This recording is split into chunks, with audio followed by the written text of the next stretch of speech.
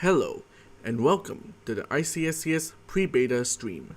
It's really nice to see all of you here again, and this is the fourth stream about ICSCS that I had ever done. In the last ICSCS stream, I had showcased the brand new researcher's occupation, as well as several noteworthy things, such as the brand new events, utilities that could change the way on how you play the game, and also the new help system. Now, if you have watched the first pre-beta sneak peek, you can see that the game had gone a drastic change, like the architecture itself, as well as the layout. This update was planned back in June of 2023, and it's refreshing to see pre-beta finally complete, after months of consecutive work.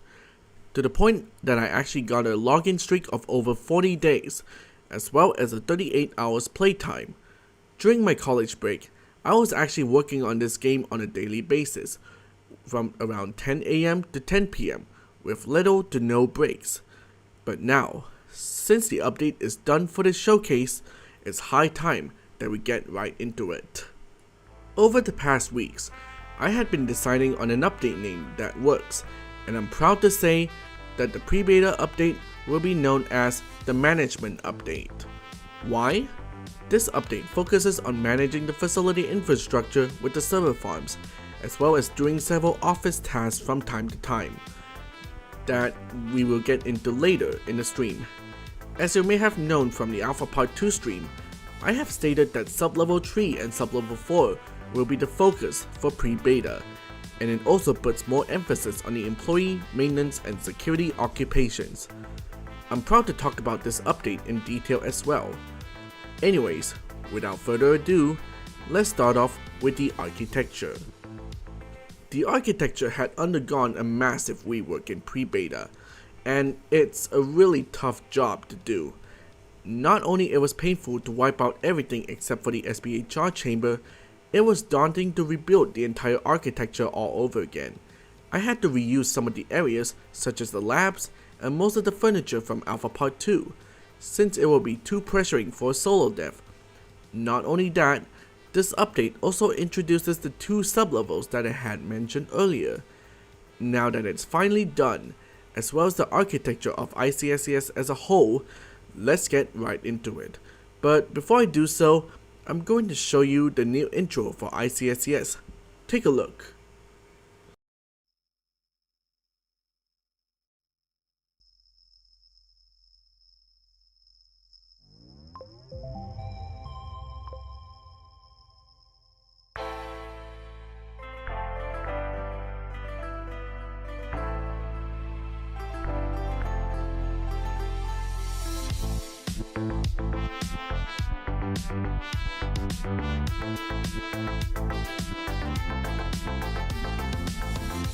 Although the UI still looks the same in the main menu, there are a few changes made to them. The more noticeable one is the About UI, where it shows you the server uptime, as well as the ROBLOX server you're in, which means you can take a look at the ROBLOX server location, just in case of any latency issues. However, that's not the only change that I had done. That's a new addition to the main menu, the Update News. This allows you to check out the new update, if there's any. Also, all of the Alpha Part 1 OSTs and the ones before that are either remakes or completely redone to fit my 2023 to 2024 style. And finally, here's something new that I want to show you. Let's go ahead and click play.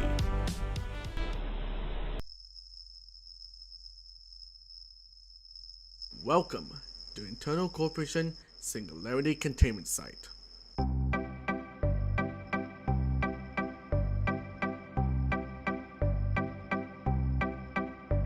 A facility housing the well-known Stabilized Black Hole Reactor Part 2.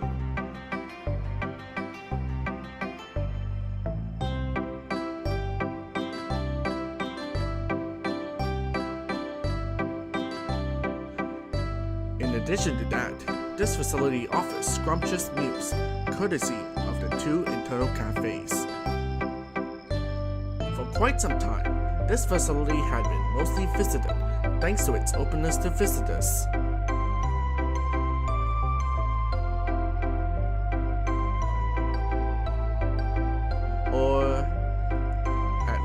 office. Breaking news. There is a virus called COVID-19 ravaging the world, and all civilians are required to stay at home. Public places must be shut down to minimize the spread of COVID-19.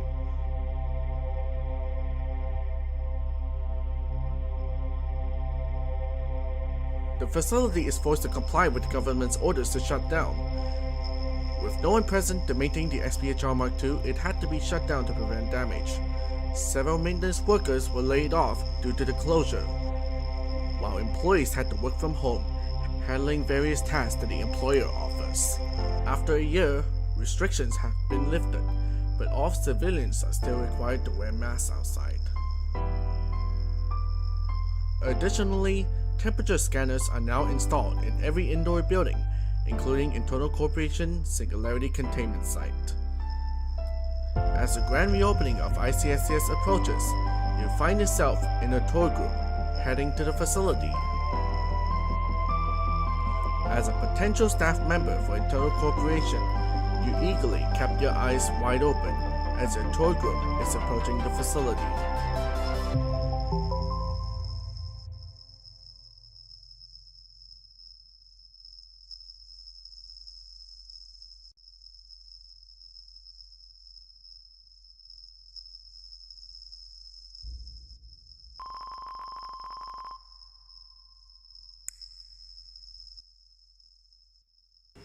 As you can see, the first time introduction had been completely redone, and now plays off the situation back in 2020, since ICSCS takes place in 2021.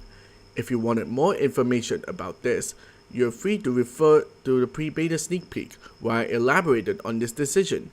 Anyways, during your first time playing, you have an option to go through a tour or not, but little do the tour guide and the tourist know you're about to be a staff of this facility after the tour. I'm going to go through the tour for the sake of this stream.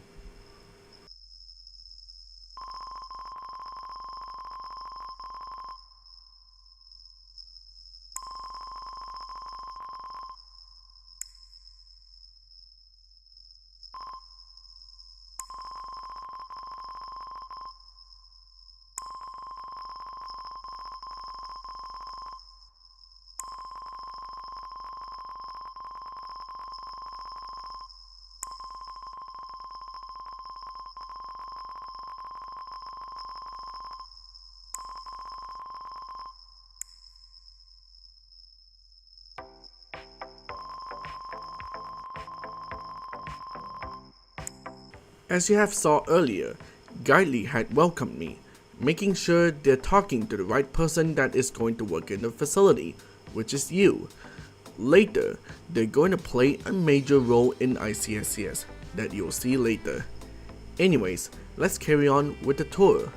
I won't be talking during the tour, but you can see what's going on as I go through the tour.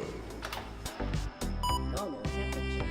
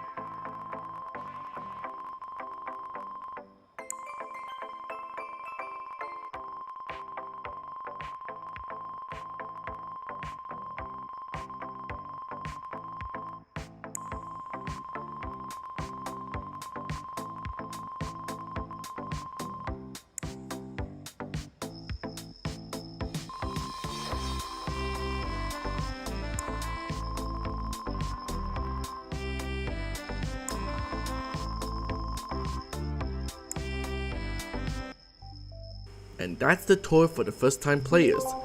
There are dialogue choices that you can make in the tour while talking to the tour guide or guide lead themselves. It's up to you to decide which dialogue that you wanted to go for, but note that you can only go through the tour once and never again. Anyways, now that I'm done with the tour, you can go ahead and collect your daily reward. Once you have done that, you can either switch to a staff occupation or remain as a visitor, but with limited privileges. You'll see what I mean soon. Anyways, let's explore the new top site.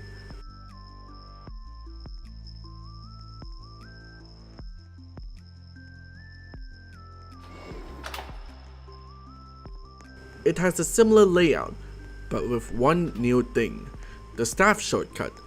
This grants you access without having to go through the turnstile, but while it's longer than going through the turnstile route, logically, staff won't have to carry a visitor's pass just to access the turnstile. If you prefer, you can still take the turnstile route. Anyways, let's head on down to sub-level 1 now, since there's a lot more going on down there.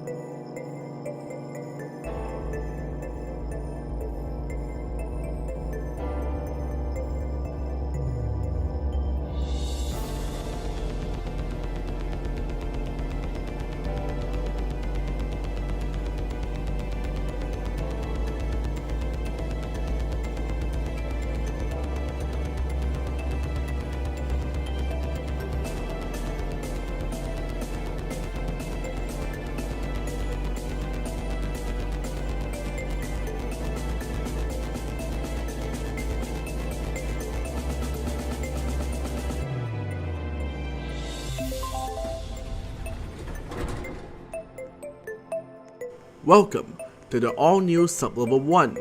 Sub-Level 1 had been redone and it's more straightforward. You have your lost and found area here now. And on the other side, there will be an employee's parking lot. And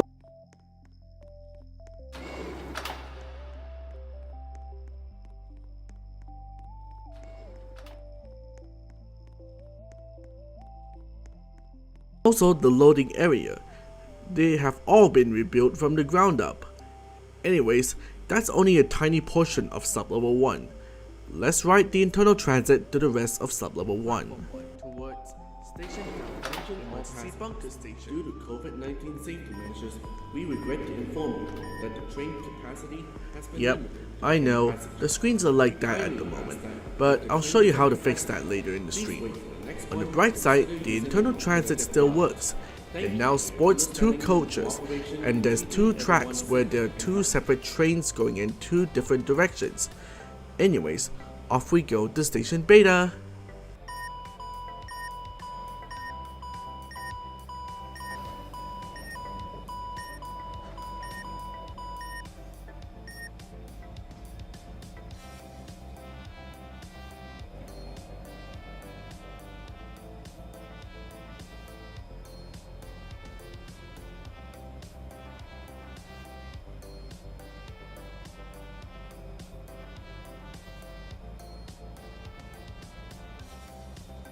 Anyways, while we are heading to Station Beta, I guess this is kind of a reintroduction to the facility, since nearly everything had been changed. Hopefully I can try to keep it short and I will only go through sub-level 1, 2, 5, and 6 for this segment. Also, please do not go into a train that says not in service, because it will go back to its depot. Also, I forgot to mention that this is the second time the internal transits model has been reworked, and will probably be the final time I'm going to redo the internal transits model.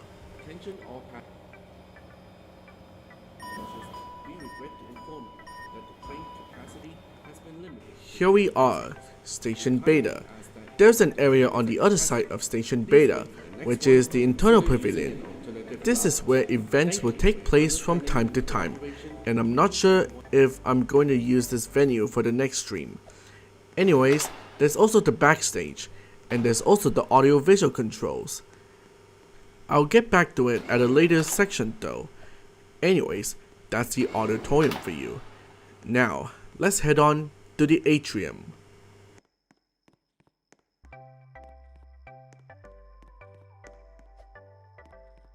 This is the all-new atrium. This time, the atrium has been redone as well, and it now overlooks the SPH Mark II chamber. Nothing much to say here. Let's go ahead and explore the rest of sublevel 1, and then we can move on to sublevel 2.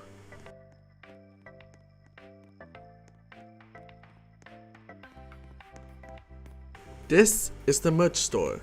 It has been cut down in size, but it offers a plethora of my own merch that you can buy. The reason why there's only merch relating to me is because while the game technically belongs to Internal Corporation, a branding that I created, and a group that doesn't exist, is actually a solo project that serves to be the final project of Internal Corporation. This is the internal archives. Back in Alpha Part 2, there were a lot of unnecessary space, but I had to condense a lot of things into a small area, while trying to bring over most of the things from the old internal archive. It also connects to the merch store as well.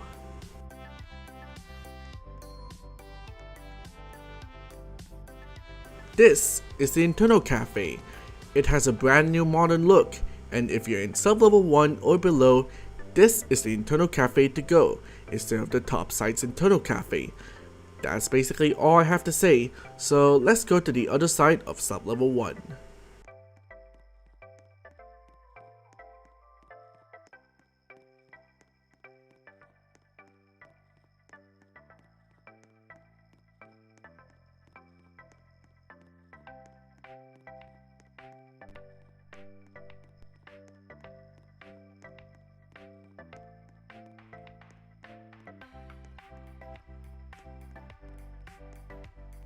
And finally for sublevel 1, this is the observatory, where players can view from the control room and what they're doing in there. This still has the same function as the one in Alpha Part 2 though. Also, one thing that I forgot to mention is that in every sublevels, there will be 3 elevator hallways instead of 2, which means that there's more elevators to traverse the sublevels with compared to Alpha Part 2 and earlier. The facility is divided into 2 wings, the left wing and the right wing. Anyways, let's head to sublevel 2.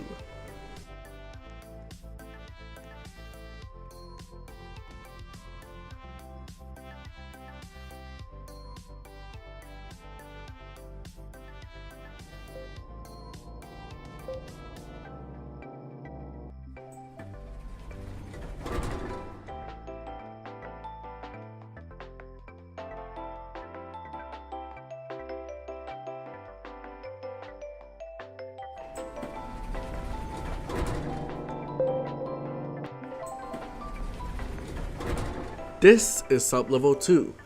It's similar to sublevel 1, but with different areas and a different color scheme. The laboratories still remain the same, since I previously planned to redo every single area except for the laboratories. I'm not going to go over the laboratories since they look the same from Alpha Part 2, as well as the living quarters. So let's head to the security room, since it's one of the areas that was redone.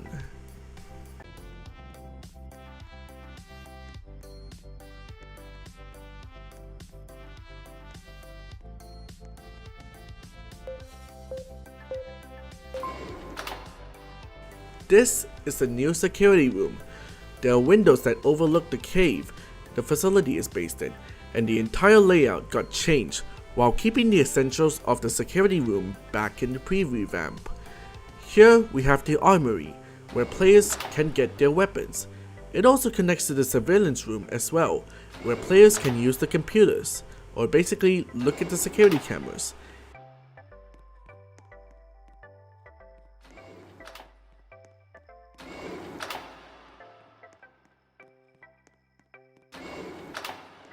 And finally, This is the holding cells, where vandalizers go after they get detained.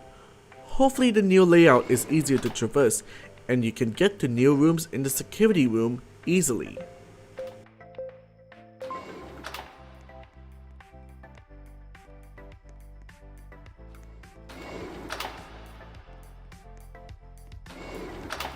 This is the reactor management area. It has been completely reworked, where it now sports 2 decks above. And yeah, the emergency controls isn't in the game yet, but besides that, it still has the same function from Alpha Part 2 and below, but it's slightly bigger. Anyways, that's all I have to say about the reactor management area, as well as sub-level 2 as a whole. I'm going to skip sub-level 3 and 4 for now, since it isn't really the right time to go through it.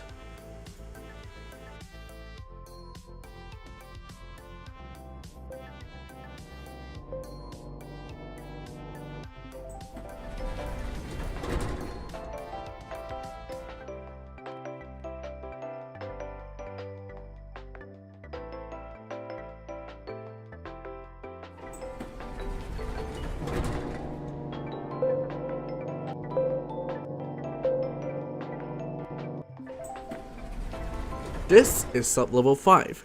It still has a similar layout from the past 2 sub-levels, but there's also things that are redone. For example, the multi-floored areas that go from sub-level 5 to sub-level 6 and such.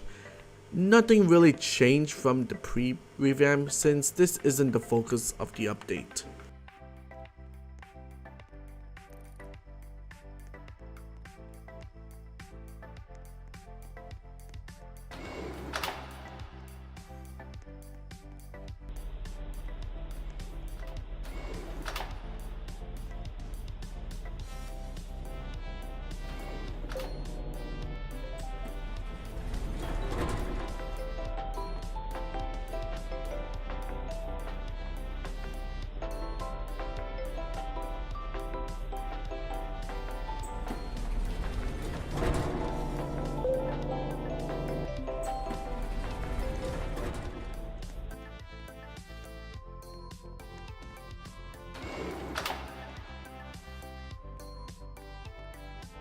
And finally, this is sub-level 6, and wow, I do have a lot to talk about. Something I kind of forgot to mention is that the coolant pumps and the coolant filters got a new structure. That's only a visual change, but for the material cave, it was also reworked.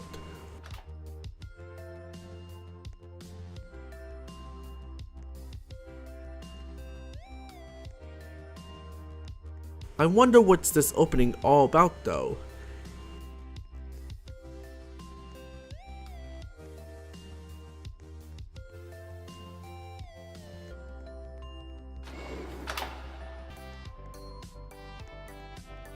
And finally, the moment you have been waiting for, the airlock itself.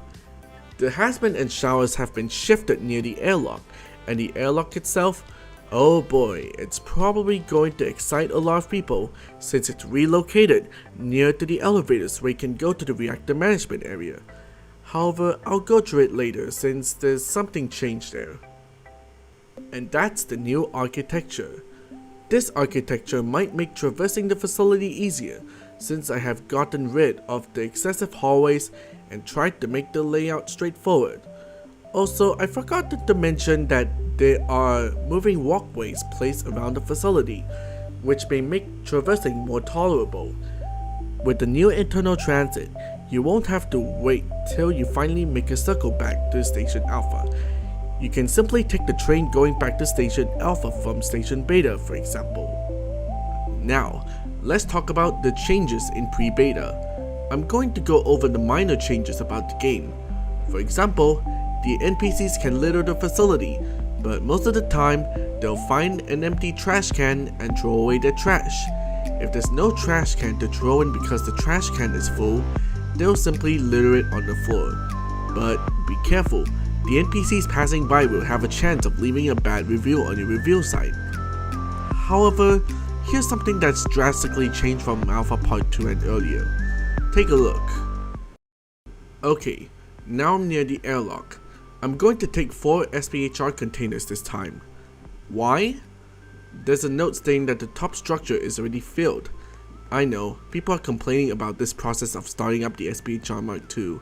Anyways, let's head into the chamber.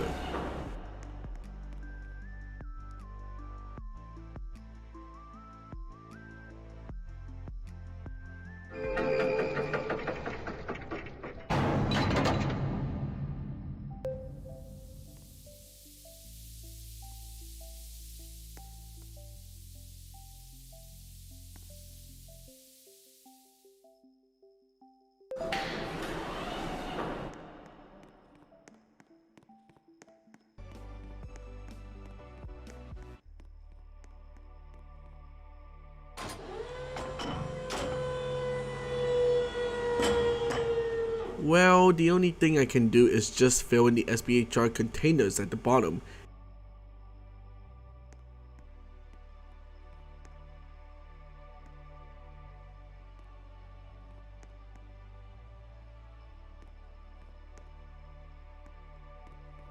And that's it.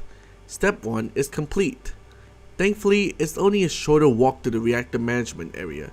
So I'm going to walk there and take the elevator instead, so I end up being near the reactor management area.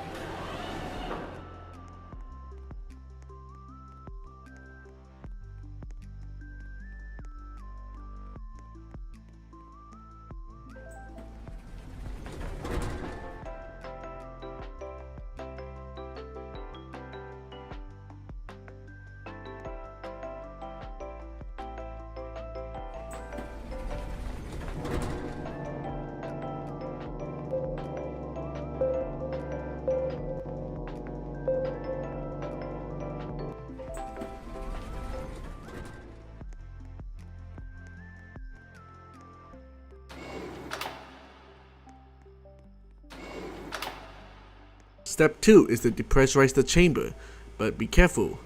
If there's anyone inside without a hazmat suit, they will take damage till they die.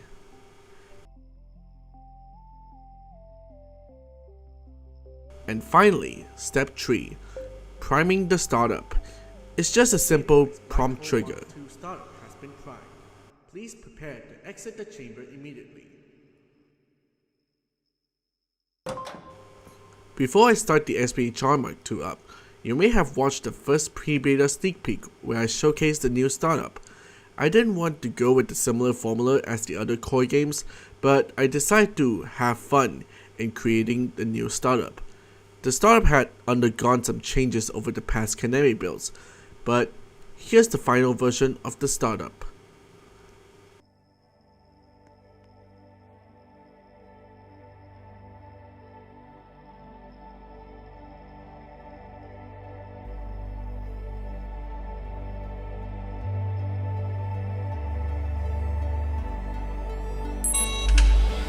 Calibrating formation lasers alpha and beta.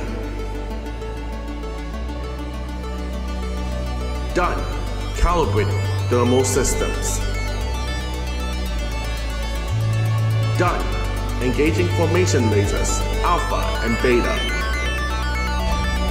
Done. Now forming reactor safeguards. Done. Generating black hole solution.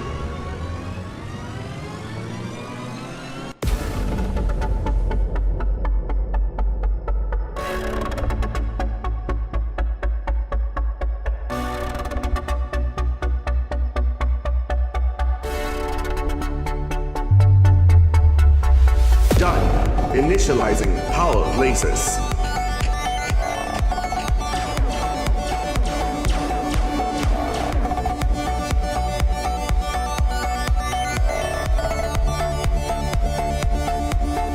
Done. Sending reactor information through servers.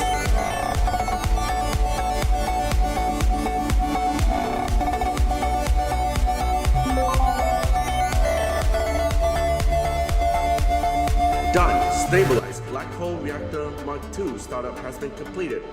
All personnel, you're Wait, welcome to Guidely, continue normal where did you come from? operations. Well, if it's your first time starting up the SPHR Mark II, Guidely will talk to you about it. You're free to respond to them however you want. Don't worry, they'll appear when it's your first time doing something. I'll get into more detail later. Also, a small change is that if you're a visitor and you approach a security NPC, the security NPC will escort you out of the sub-level, aside from sub-level 1 or the top site. This is what I meant when I said that you will have limited privileges as a visitor, since sub-level 2 and below are restricted sub-levels. You can try to explore the restricted sub-levels if you want, and if you succeeded in getting off the locations, you'll gain the badge Sneaky Explorer. Back in Alpha Part 2, it doesn't really make sense to me for the security NPCs to be doing nothing if they pass by a visitor, even though they shouldn't be here at all. Thankfully, you're able to choose your own occupation if this isn't your first time playing. Do note that the staff occupations won't be selectable if you're suspended. Next up is the events. The events are changed in one way or another from Alpha Part 1 till now, and there are also new events in this update as well. But we're going through the changes to the existing events first. First up is the earthquake. The earthquake now has falling rocks that appear at the beginning. It also creates rubble as well, similar to Alpha Part 2. Not only that, if the earthquake is violent enough, it could even throw players around. This is only a small change though. Next up is the invasion. What's changed exactly? Take a look. Oop, that's different. In this update, there are 4 possible locations an invasion would happen. The top site, in which it has always been the invasion spawn since Alpha Part 2, the material cave, sub-level 5, or sub-level 6. There will be a notification letting you know where the invasion is going to take place. In sub-level 5 and 6, instead of them passing by and shooting, they will walk towards you and shoot you, so I'd recommend you to avoid the invaders' range while shooting. Don't worry, if there are any security NPCs around, they can help you with dealing with the invaders, even though it's not too much.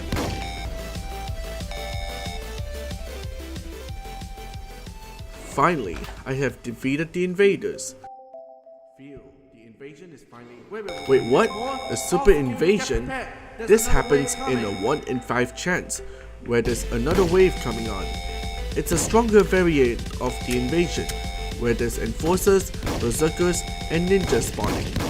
Not only that, there are effects that will throw every player off, and one of the effects will involve spawning more invaders. I have mentioned these 3 types of invaders in the first pre-beta sneak peek previously.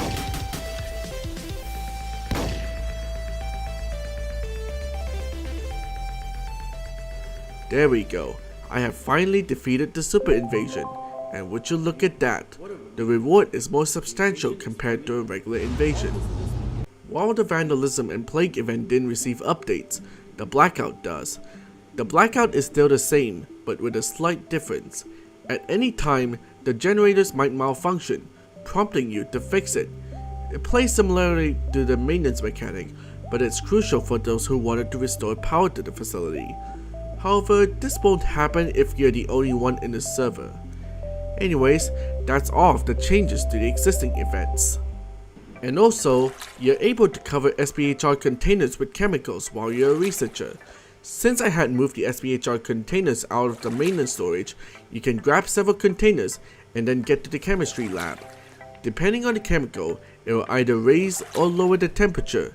Some of them even give out cool effects to the SPHR Mark II as well. Also, one small thing before I conclude this segment is that while you're sprinting, it shows how much energy you have left. Sprinting depends on your energy, and you can't sprint anymore if your energy dips below 0. And that's the changes made to the existing features in pre-beta. With small tweaks, as well as redoing the startup, I'm really proud of how it turned out in the end. But this is just a small taste of what's to come for pre-beta. Since this update's focus is sub-level 3 and sub-level 4, expect that there's not many changes to the existing features announced in Alpha Part 2 and earlier. Before we get to sub-level 3 and 4, here's a small feature that I also added to pre-beta.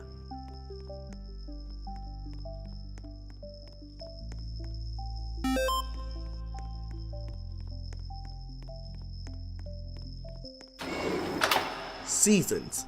This feature will be conspicuous if you were to head to the top side, where it can either snow or perhaps have leaves falling from the trees.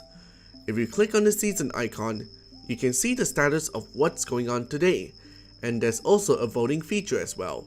You can see how long till the next season as well, and finally, you can initiate a voting session, whether if you wanted to jump forward several hours, or change the day, or also change the season. Let's say that I wanted to change the season to winter. As I am the only one in the server, the season will automatically be switched to winter. However, if you're playing with more than one player, there will be a voting session, where every single one of the players except for you will receive a voting request, and they can either select yes or no. If the majority is yes, then the changes will be applied. Another small feature that I have added is a vote kick option. This feature allows you to initiate a vote kick for misbehaving players. Have any players that are being annoying or perhaps misbehaving in general? You can initiate a vote kick on the player, and it will bring out a voting session as well. The next feature that I want to show you has something to do with the ordering feature.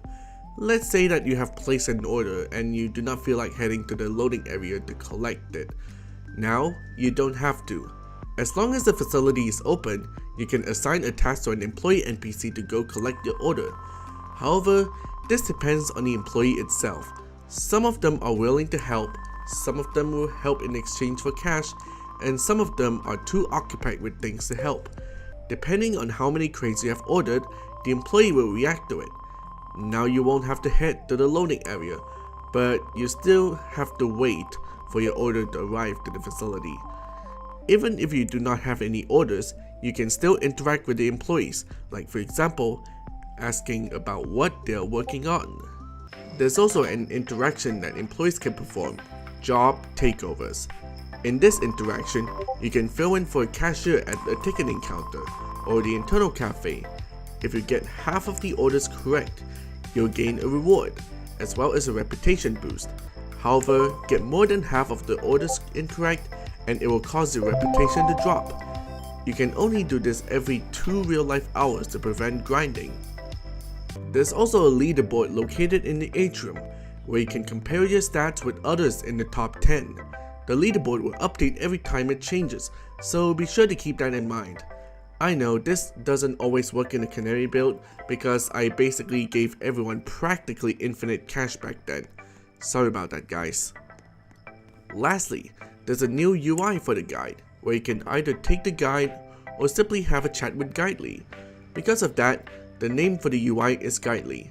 There's also a friendship meter as well. What is the purpose for it? Well, it's to find out in a future update. Also, there are 20 conversations topics that Guidely will talk about, and if the conversation ends with a high note, your friendship meter with Guidely will increase. These were just minor additions to the update, and aren't the focus of this update at all. No, the focus of the update is up next, and it's here to complete the collection of the sublevels. But first, let's recap all of the sublevels in the ICSS so far, since there will be 2 new sublevels in this update to complete the list of sublevels. Sublevel 1 is a visitor sublevel, where visitors can explore the facility, and they have a spectacular view of the caves and the SPHR Mark II. They can also visit the internal archives, where NPCs can take pictures there. Sublevel 2 is a labs and administration sublevel. This is where employees can take rest in living quarters, security members that can get their weapons or perhaps watch over the facility via the security officers, and where researchers can perform experiments in. It is also where players can view the status of the SPHR Mark II, but please do not stay in the reactor management area for too long unless you wanted this badge and Guidely to tell you off for not engaging in the non-reactor activities that this game offers. Sublevel 5 is the upper maintenance sublevel. It's pretty similar to sublevel 6, but with a difference. the electrical area. There are also 2 multi-floor areas such as the coolant pumps and coolant filters, and there's also fuse boxes around the sublevel. And finally, sublevel 6 is the lower maintenance sublevel. It still has fuse boxes and you can enter the material cave from it, and the biggest difference is that you can enter the SPHR Mark II chamber with it. But be sure to grab your hazmat suit if the SPHR Mark II is online, otherwise you will take damage until you have stepped out of the chamber. This leaves us with 2 missing sublevels, sublevel 3 and sublevel 4. But what are those sublevels? If you remember it from the Future of ICSCS segment of the Alpha Part 2 stream, you'll know what to expect. And for those who don't know, here's a video about the last 2 sublevels.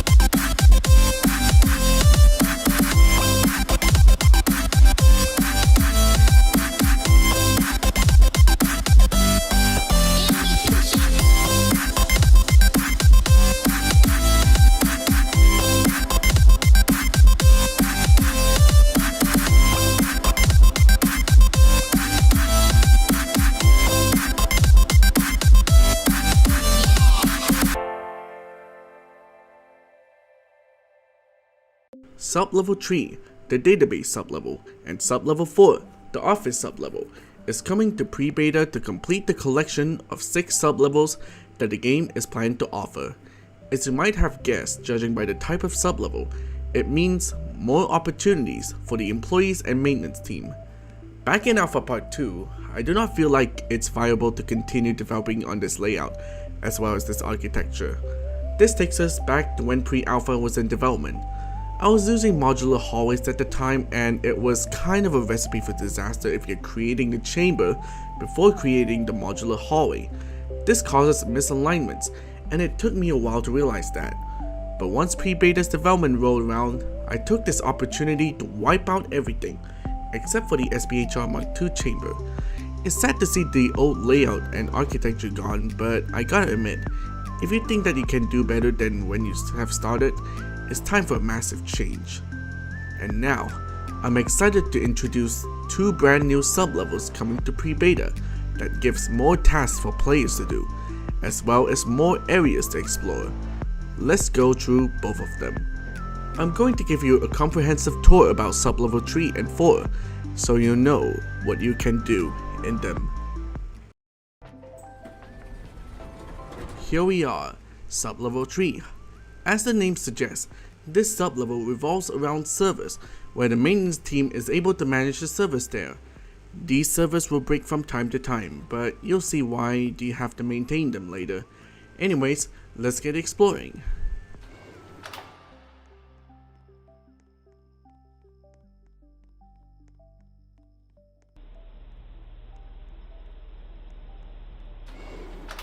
This is Server Farm 1.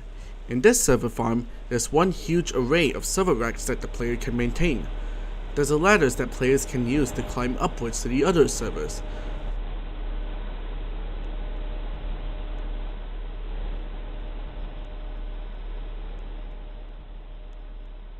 Also, in this server farm, there's a control room in here. The controls here allows you to shut down failing servers, as well as perform an emergency shutdown. You'll see the purpose of it later in the stream.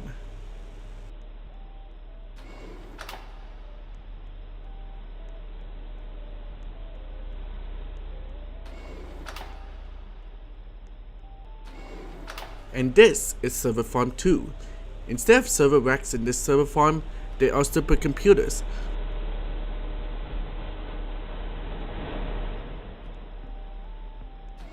And of course, there's a control room in here as well. with the same controls as Server Farm 1. That's all there is to it, but what I can tell you is that a supercomputer failing will have a higher impact than a server rack failing, hence its lower supercomputer count compared to the server racks.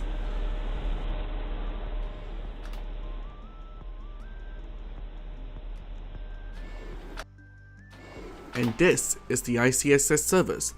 ICSS stands for Internal Corporation System Software. There are 12 supercomputers to start up, and there are controls here as well to start up the ICSS, along with the emergency shutdown button. You don't need to start up the ICSS in order to start up the SPHR Mark II, but it's crucial for something that you'll see later.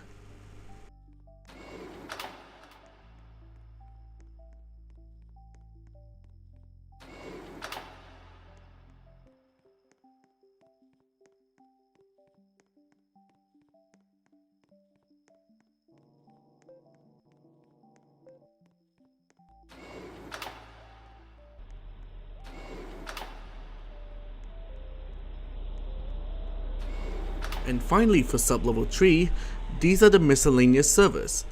They do not really do anything in particular, but in future updates, they will play a major role, such as the SPHR Mark II Essentials. Anyways, that's all that sublevel 3 has to offer. It is the wider sublevel because of how often the hallways reach out to the caves. Let's head to sublevel 4 next.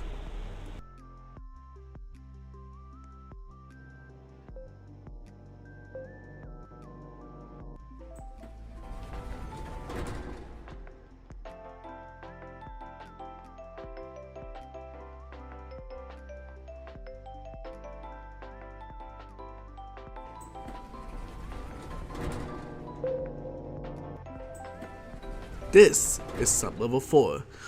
There are just 2 areas to go, and they're in 2 separate wings of the facility.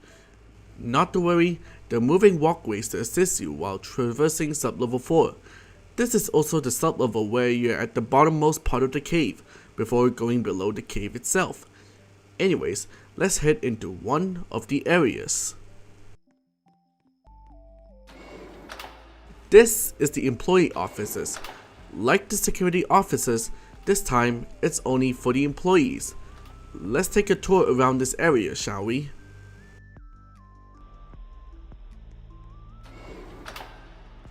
This is the open office area. There are cubicles that the player can use in order to do office work. There are also printers here as well, and it's open for anyone to use, but can only be used via a computer that I'll get to later.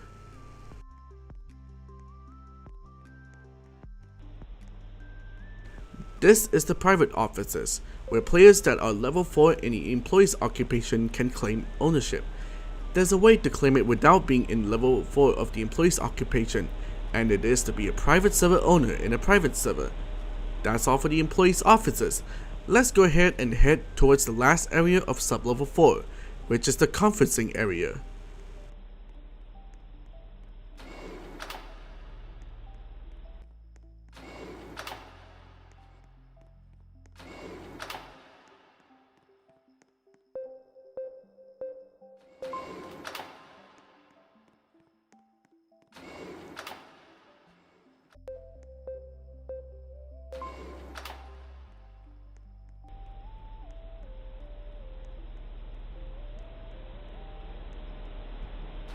Here we are, the conferencing area.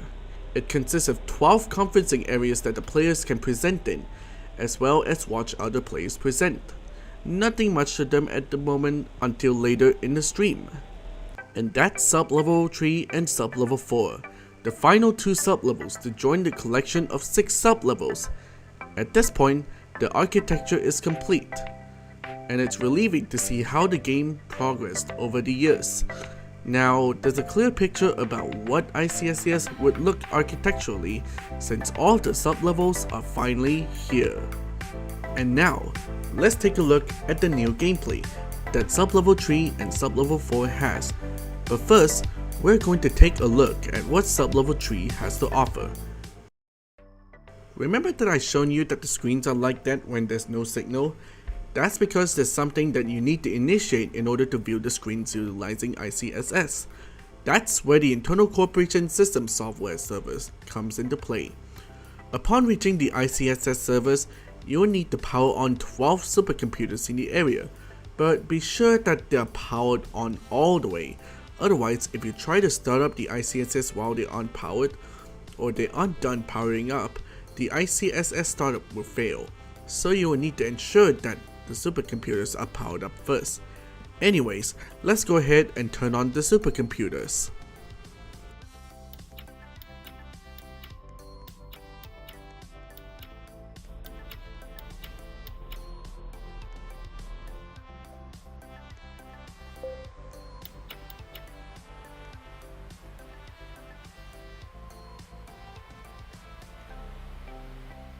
Now that we have turned them on, let's go ahead and start the ICSS up. Also, there's another criteria for this, and that is you need at least 75% of the servers from server farm 1 and 2 combined to be active, otherwise the startup will fail as well. Thankfully, it's rare that this will happen unless you do an earthquake spam via the private server controls.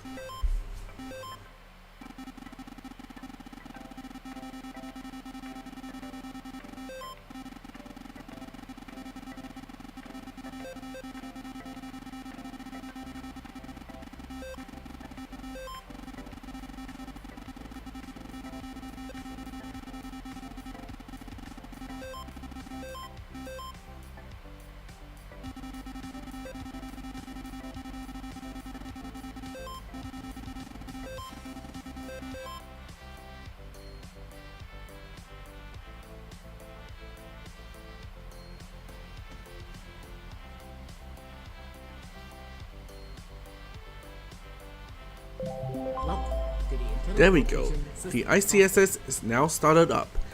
Now, let's go ahead and head to the SPHR control room just to be sure.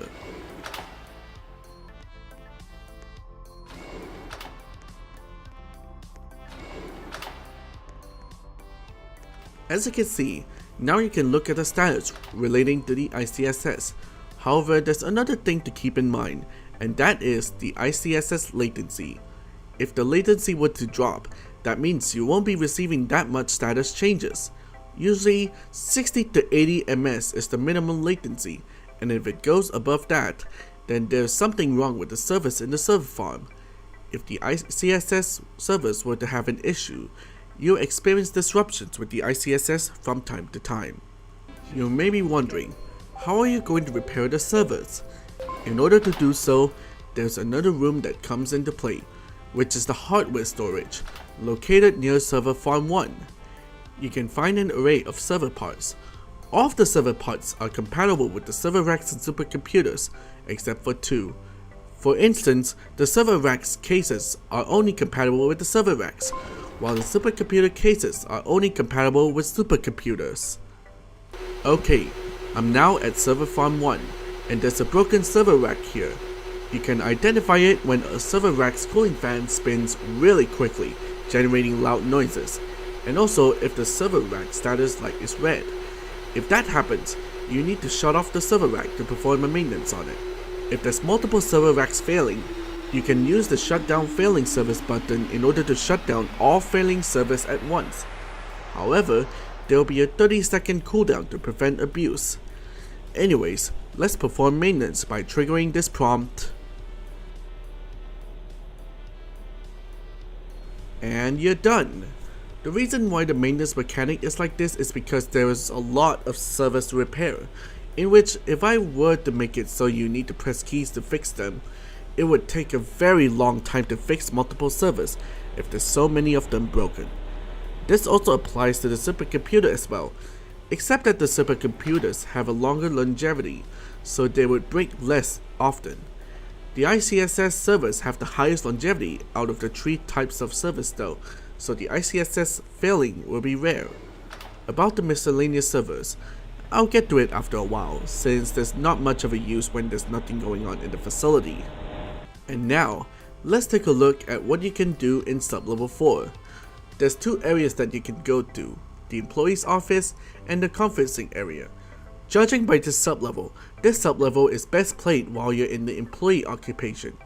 If you do not wish to help others while you're an employee, you're free to do office tasks instead. Now, let's go ahead and head into the employee's office.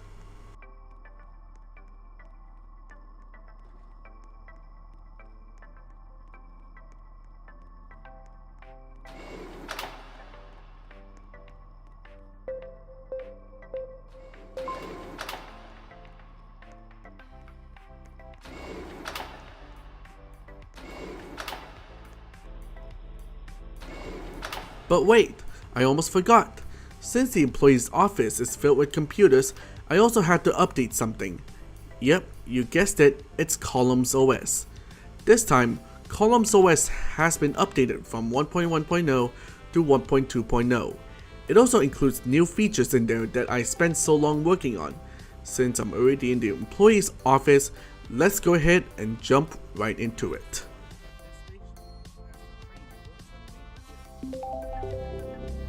Here we are, Columns OS version 1.2.0. It still looks the same, but there's new features to it. For example, if I go into the browser, there's a new site called GeekyWare. This is where you can purchase spare parts for the servers. You can even craft them if you're in the maintenance occupation, and you have to be at least level 3 in the maintenance occupation in order to enter the hardware crafting territory. This still functions similarly to All Things Shop and Atom Direct, so it's kind of pointless to show it to you guys in more detail. The next update is in the file viewer. Let's go ahead and create a new text file, and if you select the text file, you can see a new option you can select, and that is you can print your document. Let's go ahead and type something into the text file and then save it, because I didn't want to print a blank document.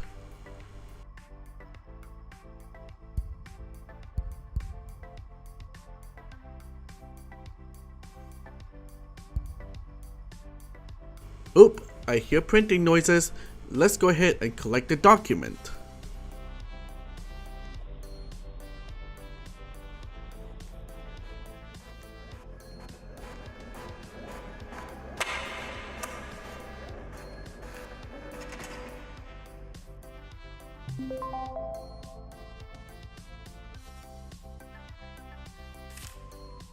There it is, the document itself.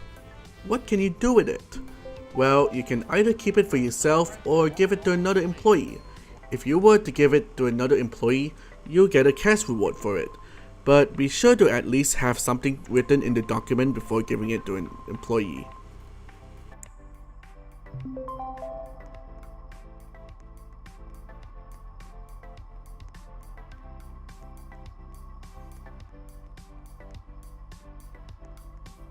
Anyways, back to Columns OS. There's a new app coming to play this time, and that is Slide Maker. In here, you can create your own presentation. In the starting page of Slide Maker, you can choose your own slide name, your own background music, your own slide theme, as well as your own slide background.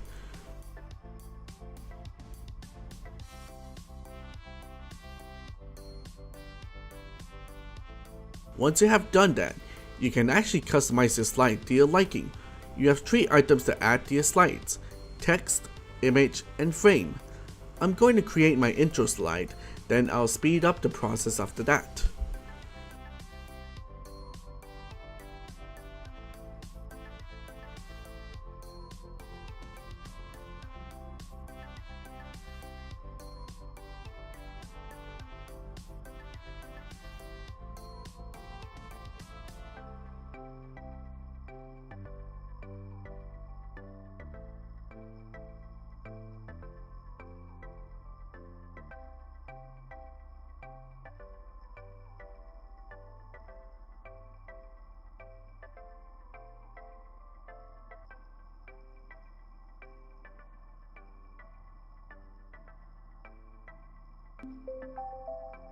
Attention visitors, you are required to wear a face mask at all times, especially when exploring the facility.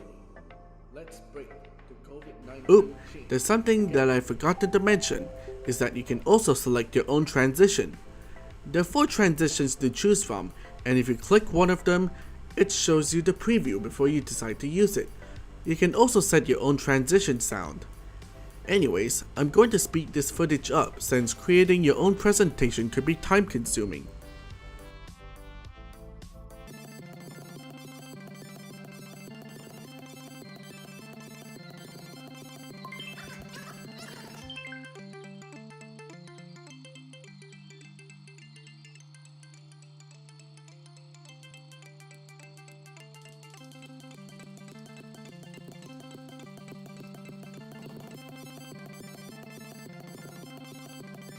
And voila!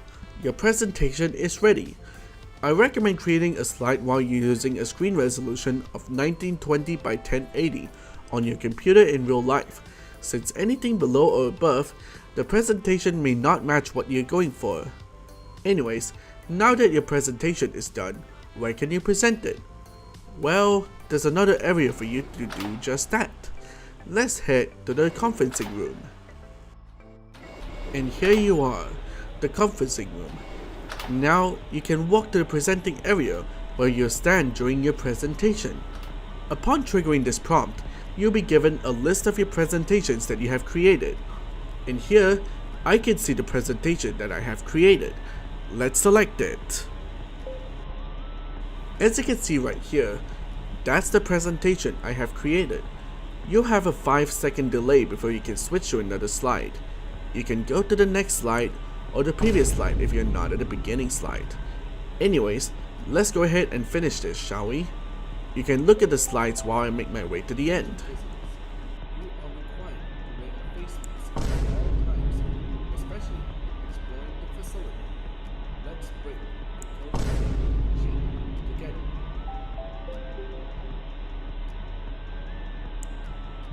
And that's how you deliver a presentation. Now, if you think that there's no point to this, there are also new tasks for the employee occupation as well, relating to the offices. This also goes for the maintenance occupation as well. Anyways, that's all of the new gameplay additions that I have done. To conclude the additions, the employee's occupations involve helping others, emptying trash cans, and now, office work such as creating presentations and documents. For the maintenance occupation, you can maintain the infrastructure of the facility, such as the fuse boxes, electrical boxes, servers, and much more. Also, if you're getting bored of a certain occupation, you're free to switch to another occupation for the time being. Anyways, that's all of the new features for Sub-Level 3 and Sub-Level 4. Wow, that's a mouthful. The gameplay additions was focused on the employee and maintenance occupation, and there were slight changes to the security occupation as well, since there wasn't much for them to do after a while. But now, with the introduction of Sub-Level 3 and Sub-Level 4, these occupations will now have more things to do. This also completes the portfolio of activities that every single one of the occupations can do. However, I didn't update much with the security and researchers due to the former having the task of protecting the facility and that's it, and the latter for already being jam-packed with things you can do. And for those who main the visitors occupation, as well as those who plan to find all the areas, it may be harder now since the security NPCs will now escort you out of the restricted sublevels. Anyways, with the occupations out of the way, how about the events? I did mention the changes with the existing events previously, but now, let's take a look at the events that are added in pre-beta. There will be 2 events related to Sub-Level 3, and 1 event related to the SPHR Mark II itself. And no, it isn't the meltdown. You'll see later. Okay, I'm at the ICSS service, and oh, what's that?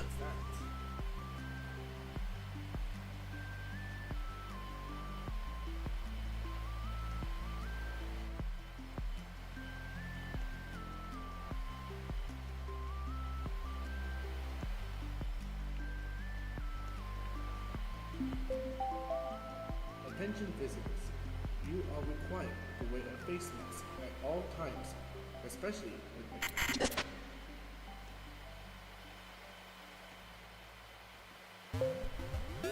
Attention facility personnel, there is a hack in our systems. Quickly perform an emergency shutdown to our servers to prevent data loss. And to visitors, do expect screen glitch time. Uh-oh, seems like there's a hacker in our systems. This event is called server intrusion. In this event, you'll have to perform an emergency shutdown of all 3 of the server farms, which includes the ICSS servers. Let's quickly do that. But wait, it needs a code? Where can you find them? Well, in order to perform an emergency shutdown, you need to get the code first. The codes can be found in the miscellaneous servers, which is at the other side of the facility itself. You can find the code there yourself, or you can have someone or a friend read out the code for you.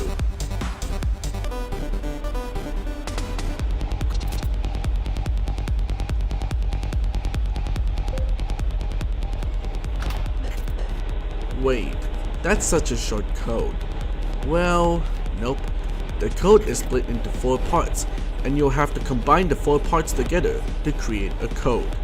For example, if A is 5, B is 2, C is 6, and D is 9, then the code will be 5269.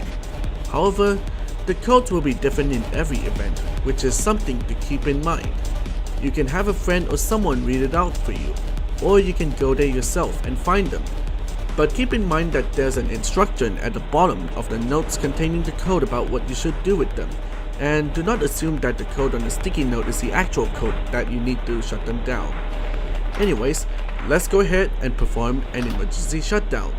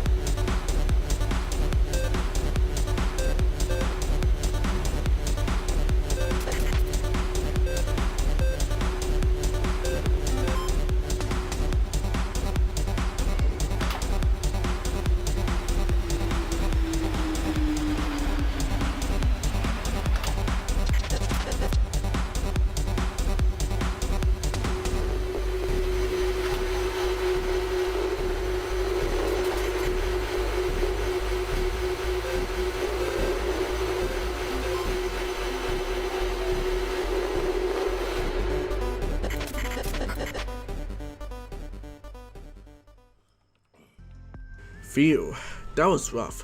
But more importantly, the server farms are successfully shut down, and now they're booting back up.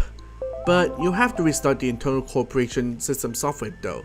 But hey, it's better than letting the timer expire during the server intrusion. Otherwise, you would have to restore the ICSS from backup, which takes a horrendous amount of time to complete. Anyways, that's the server intrusion event. It's a fast-paced event that challenges how fast the players can react and collaborate. The timer won't depend on how many players are in the server, but it will always be around 300 seconds. The next event also relates to Sublevel 3, except that there's no consequences after letting the time expire. Here it is. Roses are red, violets are blue. I've forgotten what comes after that.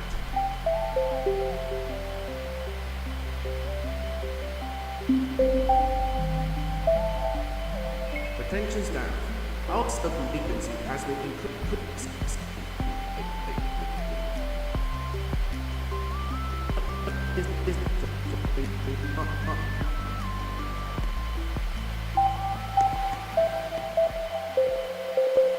This event is called Total Server Failure.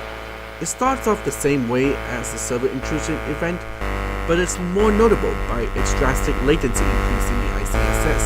From here, you can tell that it's a total server failure. In this scenario, maintenance workers will have to try to fix as many servers as possible, since fixing the servers during this time is much more rewarding during this event.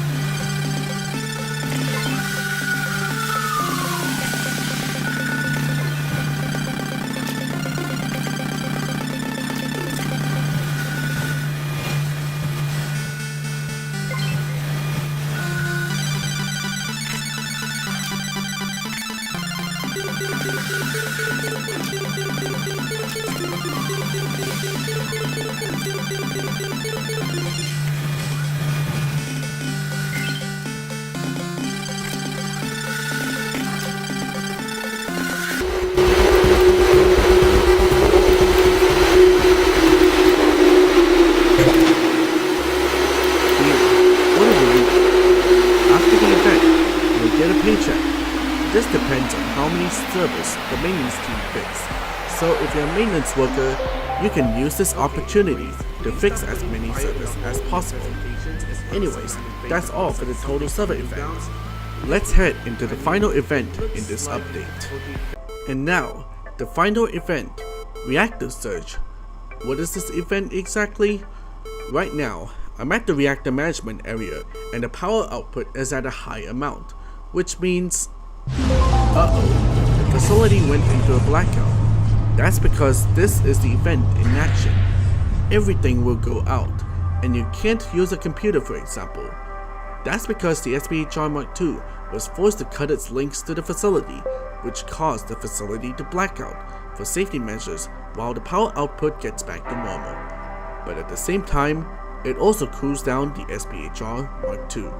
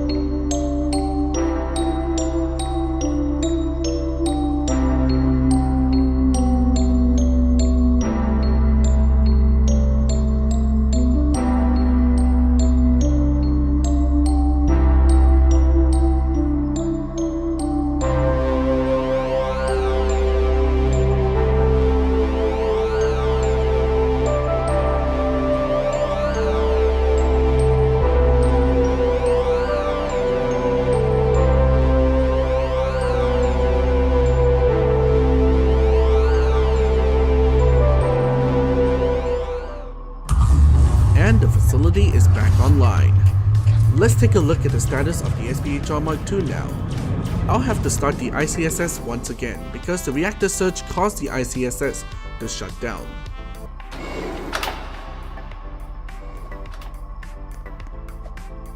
As you can see, the SPHR Mark II is back to its normal temperature and output. However, if you're planning on melting the SPHR Mark II down, you will have to do more than simply leaving the power levels at 6. I plan for the meltdown to be hard to get in the future since I have seen a lot of core games where you simply leave the settings at a max level and then walk away or stare at a reactor status.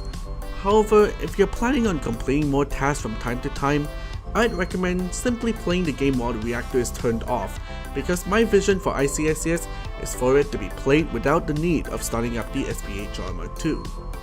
And that's all of the events coming to pre-beta. 3 new events, while there are changes to the existing ones from Alpha Part 2 and before. I can't wait for you to experience them once pre-beta releases. However, that's not all of the things that I wanted to show you in the stream just yet. There's still one more area left to tackle, and that is the auditorium, also known as the internal pavilion. So I was thinking, what if there's something going on from time to time in the auditorium? And that's what I did. There are 2 concerts to experience, and 4 motivational seminars in which the topic varies depending on the season. These auditorium events depend on the season as well. For instance, there will be a concert on every Monday while the season is spring. A performance will only happen on spring and autumn, while motivational seminars will happen on every Thursday in any season. Anyways, let's see how does it feel to actually experience a concert. Right now, it's Monday and it's autumn as well, which means that we are going to have a piano concert. As you can see, NPCs are now spawning in the auditorium, which signifies that the concert is going to begin soon.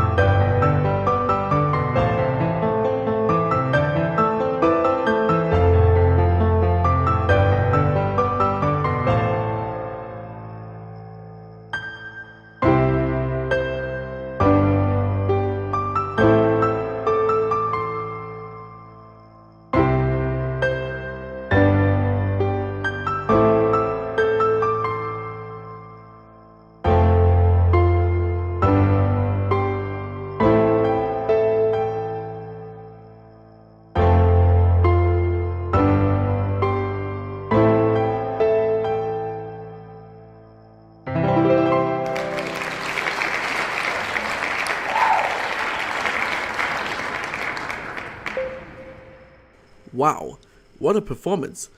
Also, if there's a performance or a motivational seminar going on, there won't be any server-wide events, such as earthquakes and server intrusions happening in order to not disrupt the auditorium event.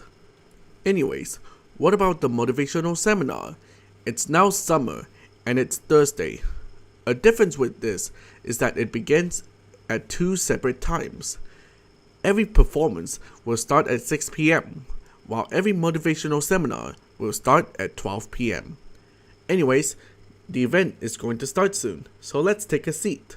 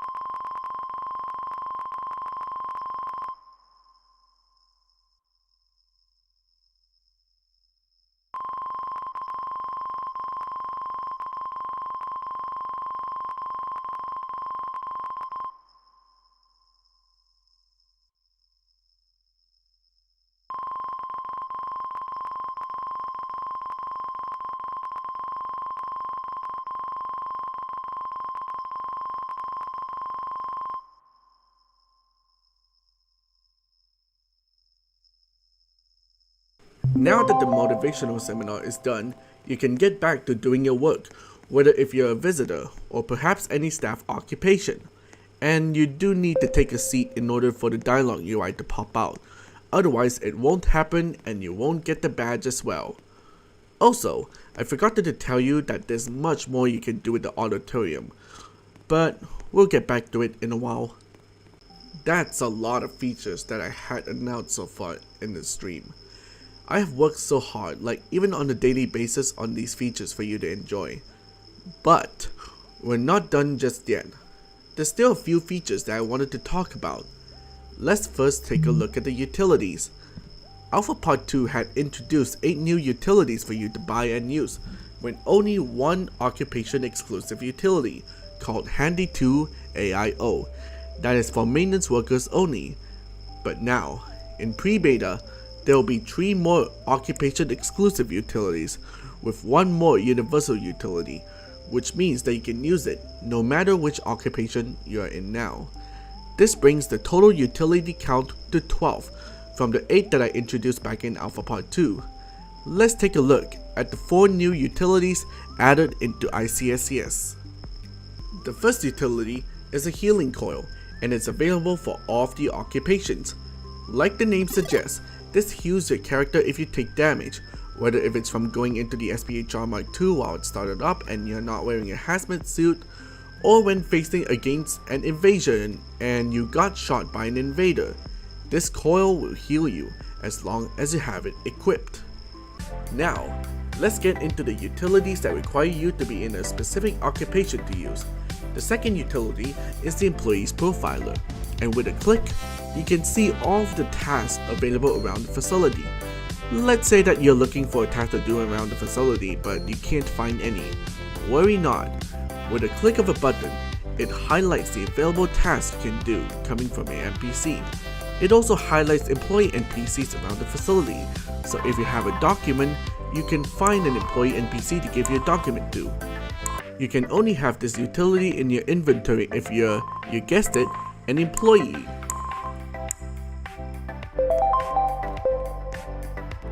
The third utility introduced in this update is the threat detector, and that is exclusive for security members. This locates any suspicious activities, such as visitors that had their items stolen, as well as vandalisms. It also locates invaders as well, if there's any invasion going on, in order to easily locate them.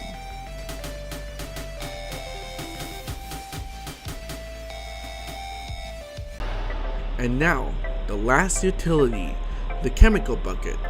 The chemical bucket provides you with unlimited chemical with whatever chemical you choose.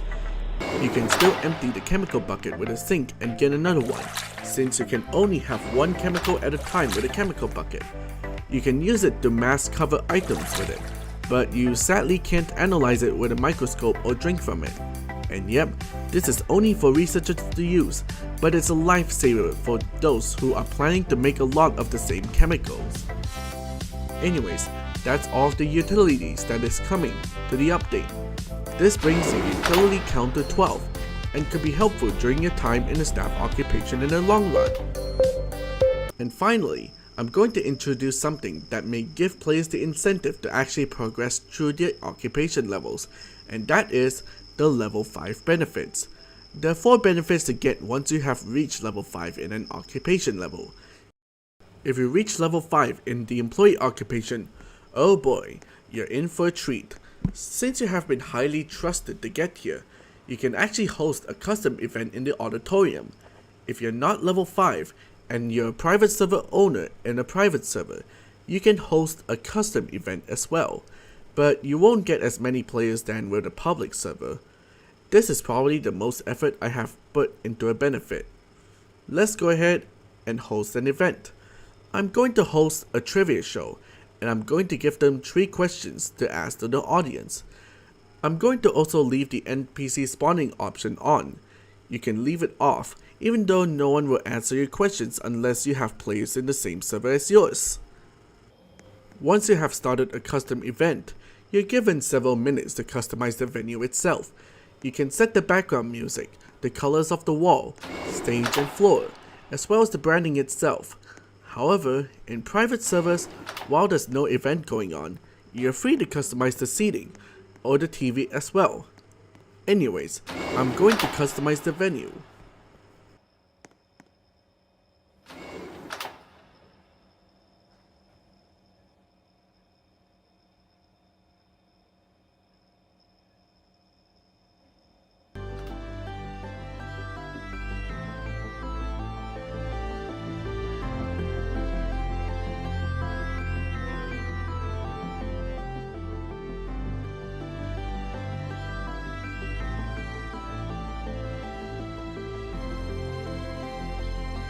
Now that my customization is done, there will be a countdown, provided if your custom event includes a display. Let's go ahead and wait for the event. And yep, there are NPCs in the venue as well, which means that if you're hosting a trivia show, the NPCs will also answer the questions that you provided. Anyways, the event is starting, so let's get to it. I won't be able to answer since I'm the event host.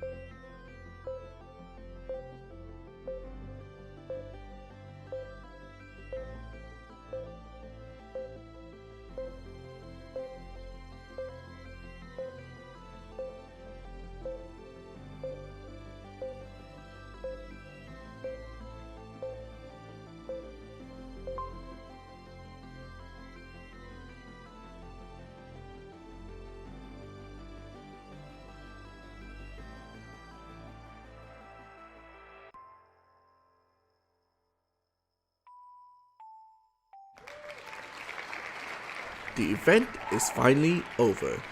However, in the talk show or keynote events, you can get creative with it.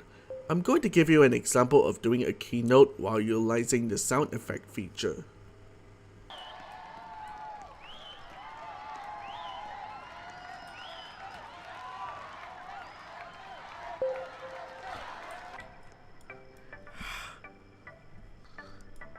Hello, and it has been my pleasure to actually reveal a big secret. A secret that I'm really proud to share with you. Because, well, yeah, everyone is dying to know about it, right? So, thank you. Thank you. And I'm finally glad to reveal why is 6 afraid of 7? Well, you guys want to know why? Well, the answer is... Can you guys stop clapping? Okay, here we have the grand answer for why 6 is afraid of 7. And that is... It's because... 7... Would you stop?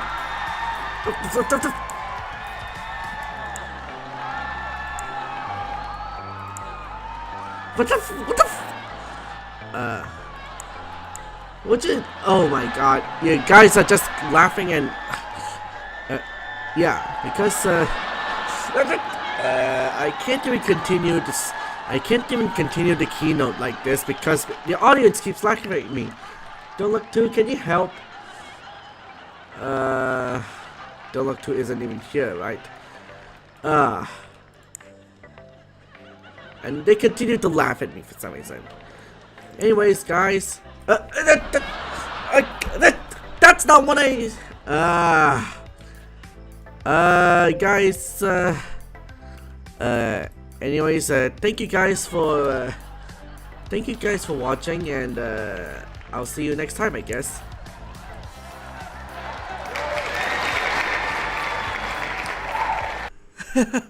That was funny. You can actually put in a sound effect of the audience laughing after you made a joke, but I recommend using the voice chat feature either on Roblox or Discord if you're playing with friends or you're in a public VC. That's what you can do if you're level 5 in the employee's occupation, or if you're the owner of a private server. Do note that the custom events won't impact your current standing in the game, and it's only for fun. Wow, I think I had been talking way too much, so let's go ahead and head into the next benefit. Once you have reached level 5 in the maintenance occupation, you'll get a drink that you can use unlimited times. This boosts your energy up to 100%, and it also allows you to complete maintenance tasks and also clear rubble faster. This effect will last for 2 minutes, so use it to your... Actually, no. Feel free to use this every time the effect wears off, so you can actually do maintenance related things quicker than usual. Unlike the employee's occupation, where the benefit is only for fun purposes, the drink that you get upon reaching level 5 in the maintenance occupation will be sure to help you do things quicker. The third level 5 benefit is the obliteration gun, and you guessed it, it's when you reach level 5 in the security occupation. Since from here on out, the invasions will get harder, since there will be twice the amount of invaders if you're present in the server. To aid with this, there's a new gun that instantly wipes out an invader and damages the others near to the explosion. This is a lifesaver if you are dealing with a lot more invaders, and you can even help other security members with the obliteration gun. Since the gun is overpowered, there will only be 1 ammo per magazine to remedy this. Even then, you still need to be careful around the invaders, since you're still not invulnerable to their attacks if you're holding the obliteration gun. And finally, the last level 5 benefit is the chemical selector, or as the game calls it, the epic chemical selector. This allows you to dispense an unlimited amount of chemicals to your sample dish, test tube, or chemical bucket. However, you can only fill them with chemicals that you have unlocked, in which it makes it better that you can actually fill in tier 3 chemicals like nebulux, radiantum, and chromite, which are the chemicals that you can't order from Atom Direct. And that's all of the level 5 benefits for the occupations. Now you know what you're working for if you're embarking on a journey to get to level 5 in an occupation you targeted.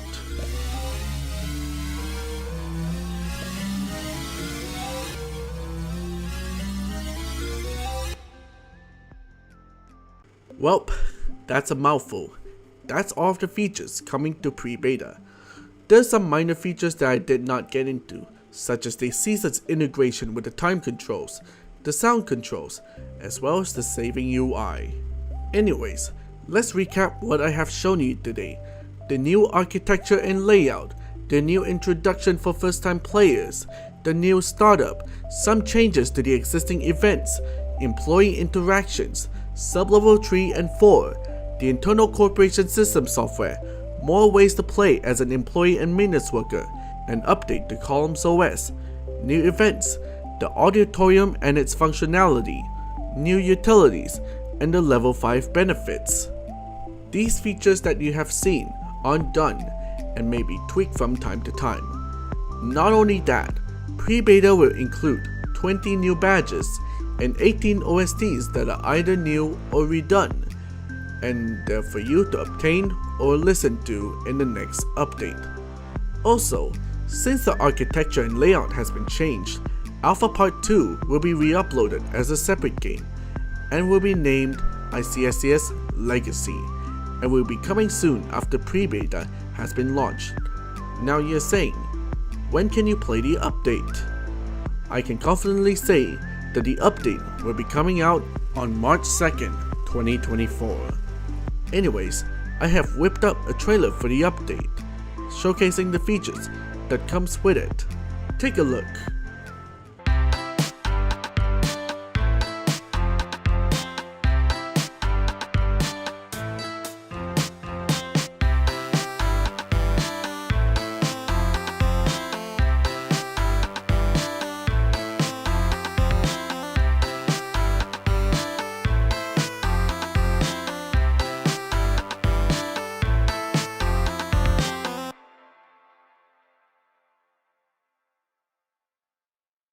And finally, before I end the stream, I want to talk about the future of ICSCS.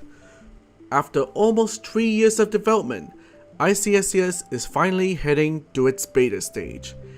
It has been a wild ride, from what we have seen back in pre-alpha, with it releasing as a desolate and a very incomplete game, to what we have now, a booming and interactive game. Someone had mentioned that the game was a big work in progress like several months ago, but believe it or not, the game is almost done with its development. But there's just one more thing to add into the game to top it all off. However, I can't put it into this update since it's a big one. You're free to take a wild guess on what is it. With many things to do around the facility, so much so that after you have came back for a second playthrough, you still have several features left to explore. Now, I know what you're thinking. What will happen in the beta update? To answer that, I have made this teaser trailer about the beta update. Take a look.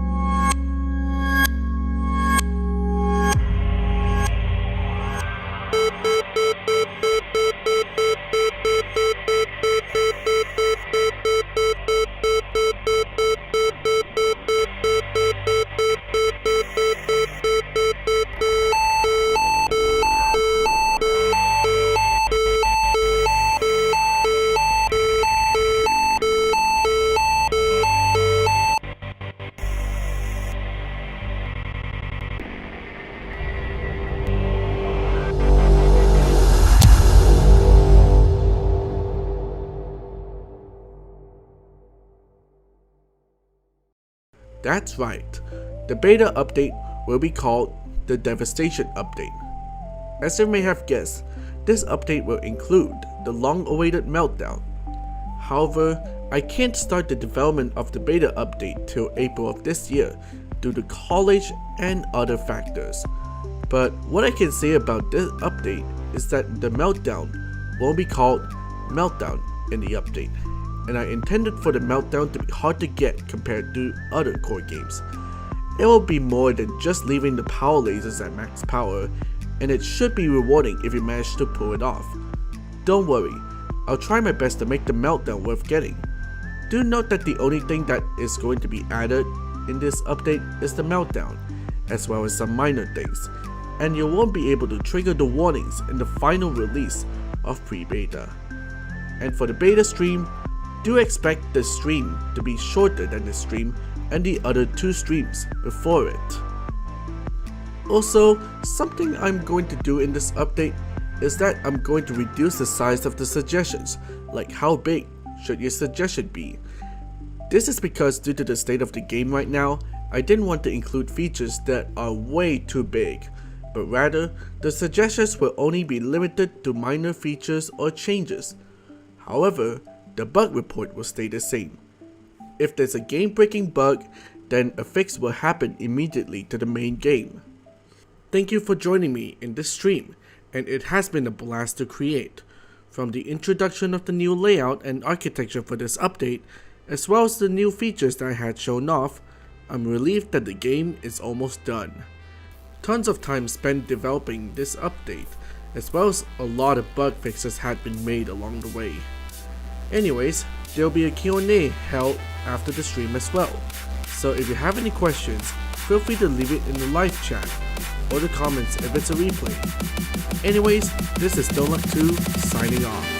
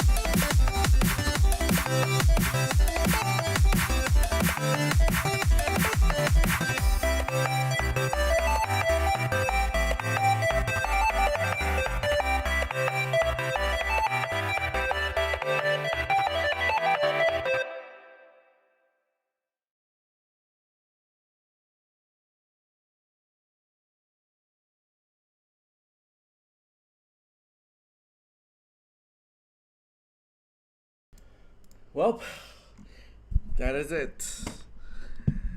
I actually don't know what to say because,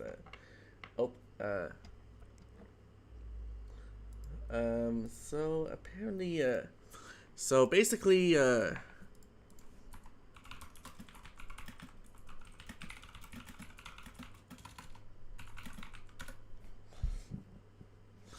note that Canary Access will actually be free for now, so, you guys can join.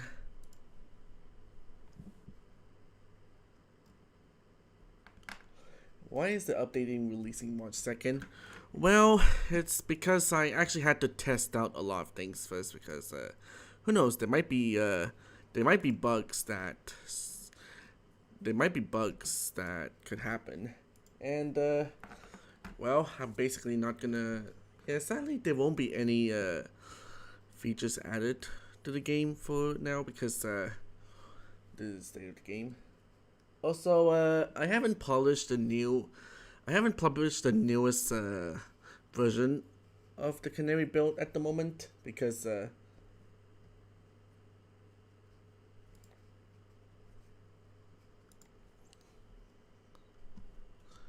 hang on, I gotta publish the game soon because Access didn't. I haven't published the game yet.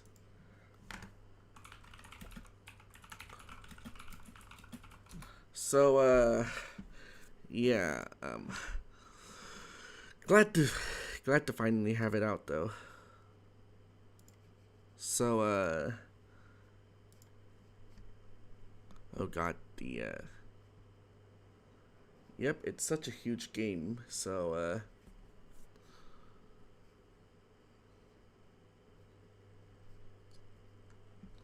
oh dear, I'm not sure how would my PC handle literally opening, opening ICSCS, as well as, OBS at the same time. So, I'm gonna go ahead and, disable the, okay. Now, I'm gonna publish the ROBLOX.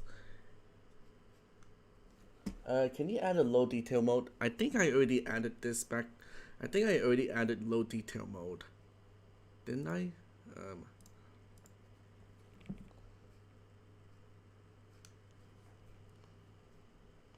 Yeah, I already added the low detail mode.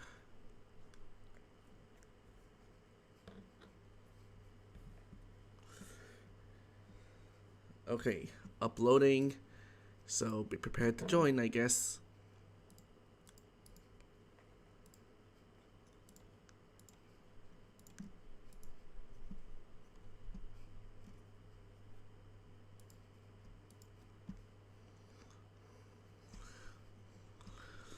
Okay. Now you're ready to join. Let's go. Shut down all servers because I didn't want people to join the old one.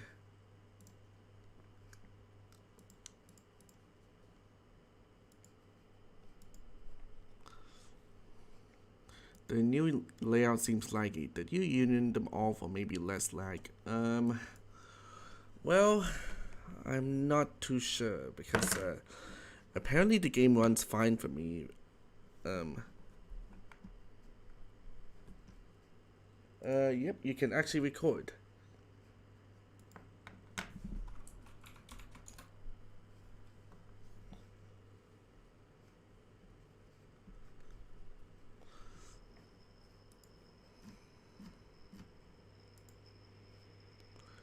Okay, let's get in.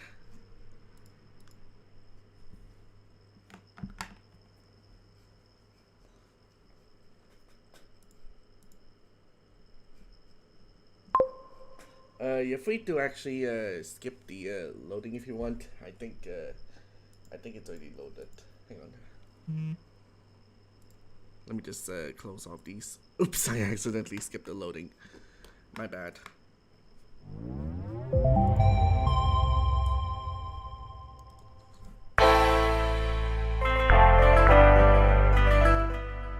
Okay, now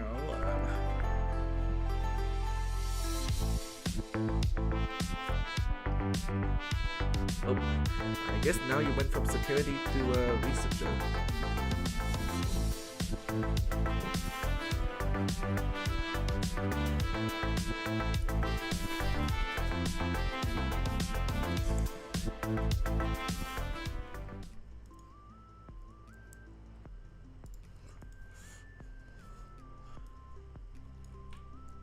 Oh man, my login streak went back to 1. Also, yeah, I gave everyone practically infinite cash, so maybe some of you are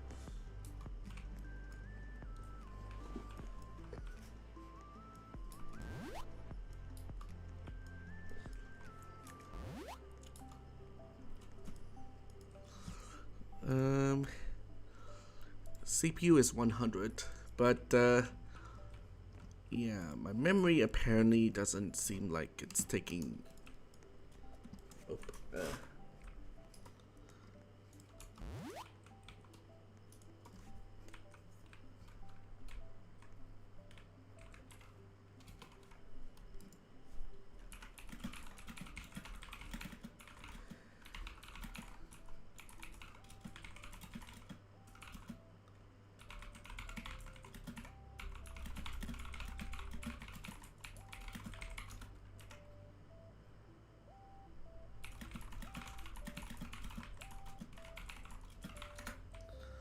Okay, let's see.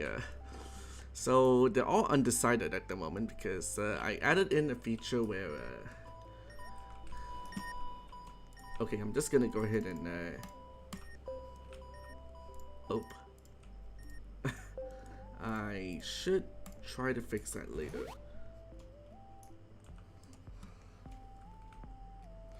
Wait, dude, have you ever decided that you're gonna view the first version of the game? I previously did that in a stream where I celebrate 750 where I celebrated 750 subscribers.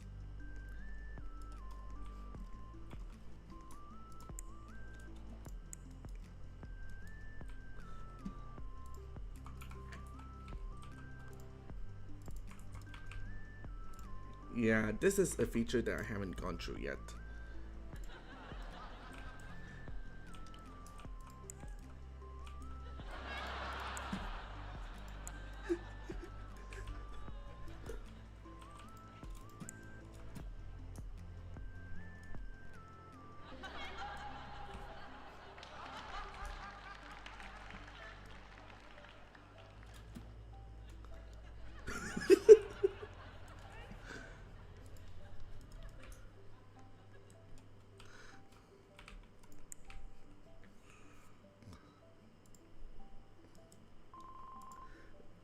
Bad humanoid simpers too.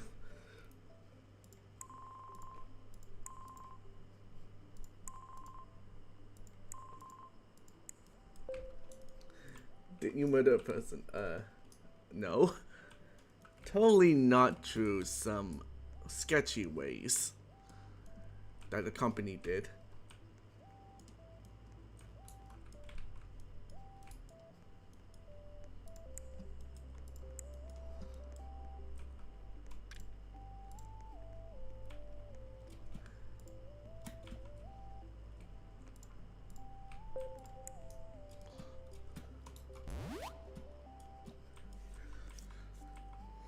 Yeah, totally not some sketchy way that also, yeah, I think I should fix the teleportation coil soon. Kind of hate how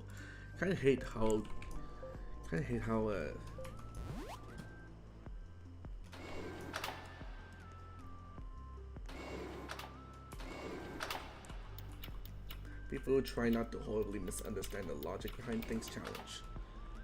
Oh.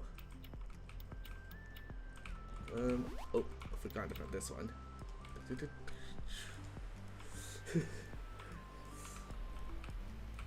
Failed. Success.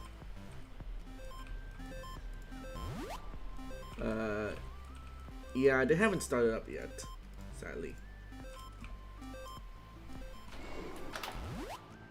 Little Spark Vexel wants to change the season to summer. Do you agree?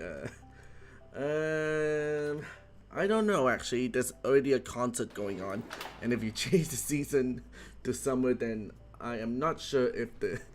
Yeah, I'm not really sure if the. I'm not sure if the season would actually get cancelled, but I'm just gonna let democracy speak for themselves then.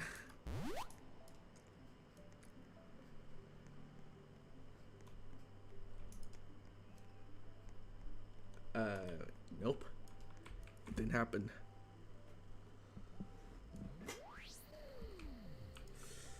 Can you bring me to the op?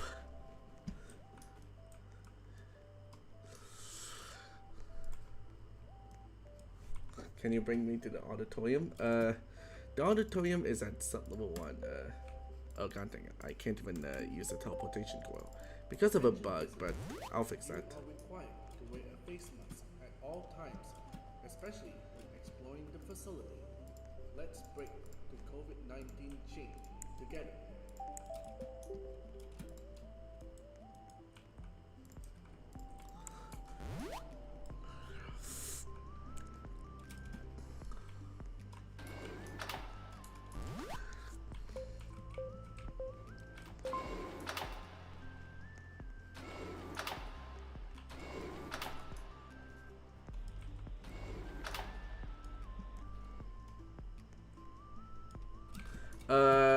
Owning an office will actually require you to be level Yeah, it will actually require you to... Yep. Yep, you need to Attention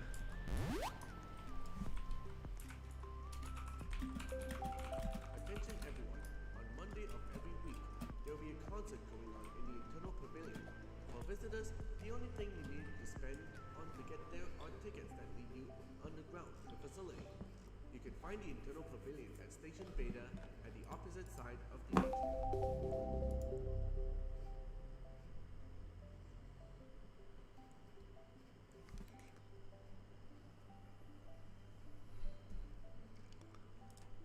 A bendy. IKEA chocolate bar. Yep, I have to fix the 13 plus thing later because apparently ROBLOX a bit that I almost burped.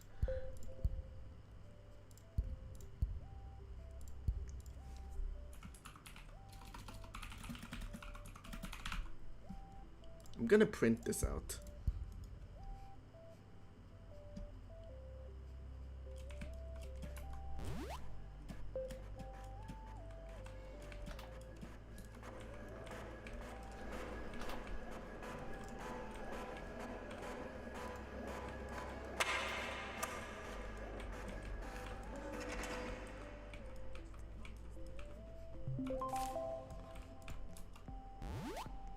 Typical office work.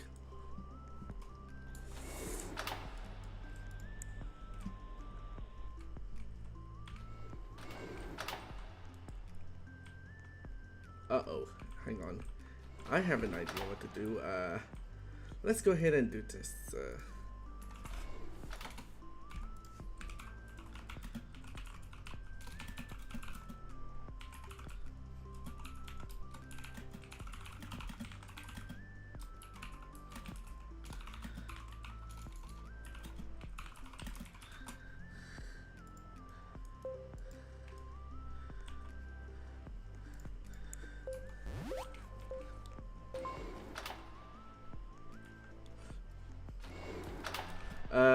It was actually me who said that. Sorry about that.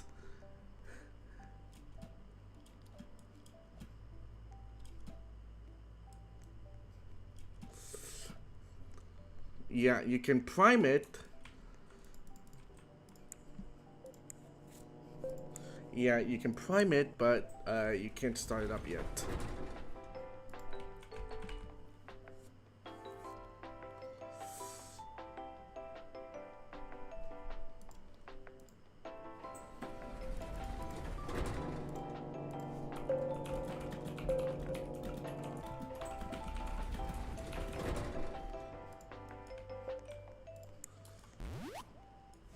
You can prime it, but yeah.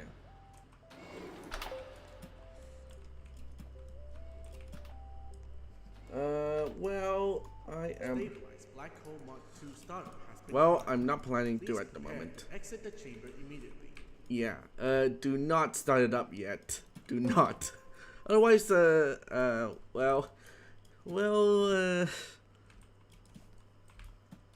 Wait, I thought. I haven't said go yet, but wait for the announcer to actually say go.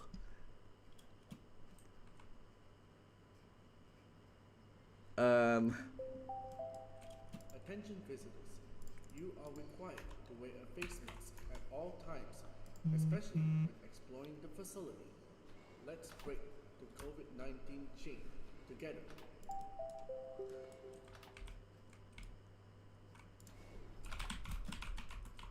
I did not even say go. I didn't even say go. Okay.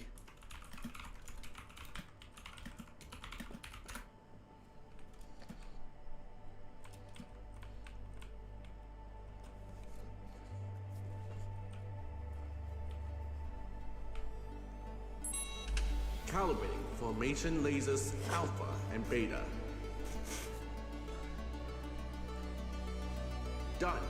Calibrating thermal systems. Done. Engaging formation lasers alpha and beta. Done. Now forming reactor safeguards. Done. Generating black hole solution. Yeah. Yeah, I had to make an awkward pause because, I actually, because it was actually hard to signalize this. Done. Initializing power lasers.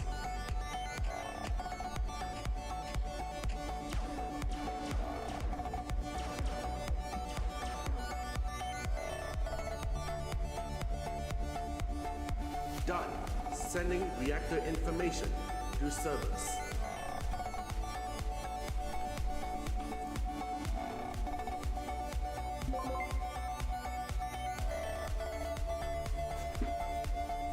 Done. Stabilized Black Hole Reactor Mark II startup has been completed. All personnel, you're welcome to continue normal operations. How dare you? You're literally...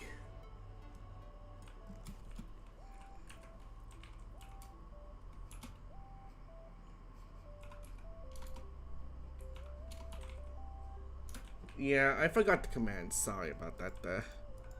I know what to do.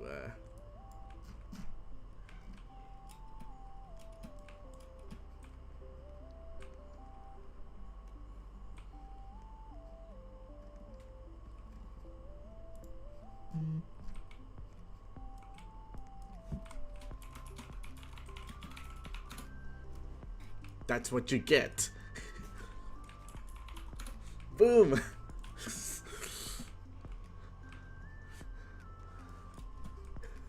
That's what you get for not even... I didn't even say go.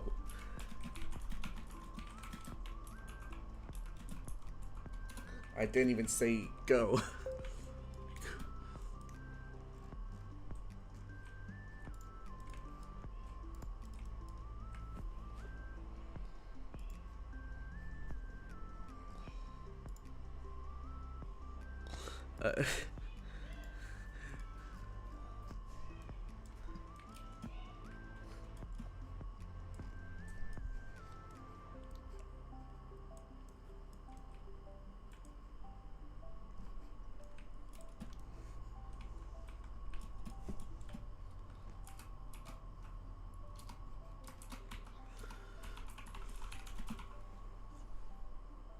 Oh, I'll do. Oh, I'll do much worse. Oh, I'll do much worse. Hehe.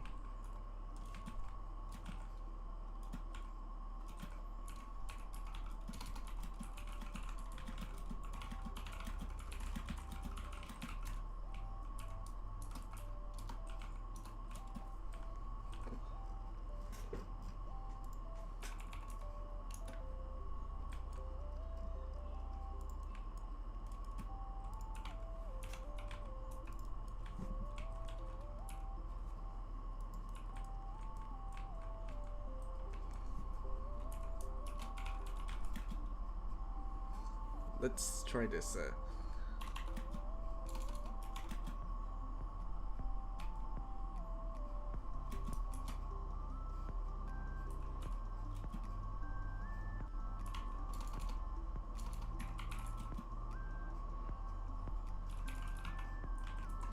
I'll do much worse.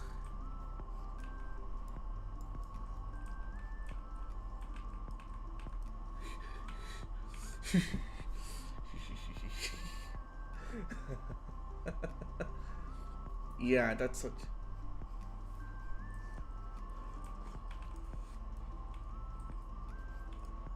Not the SVHR.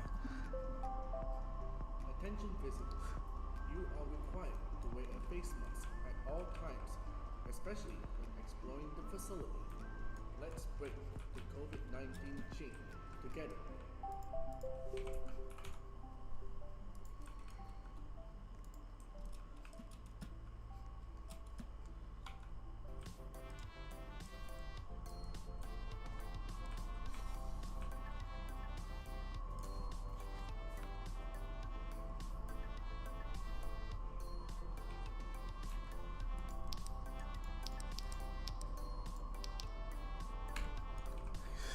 That's what you get for.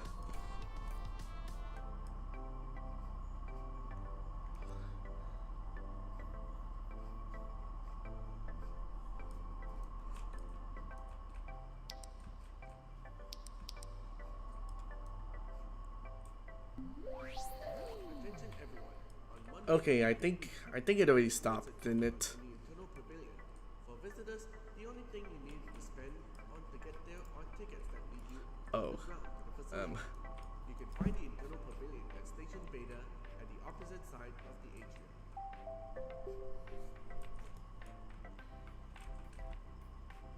atrium. Okay.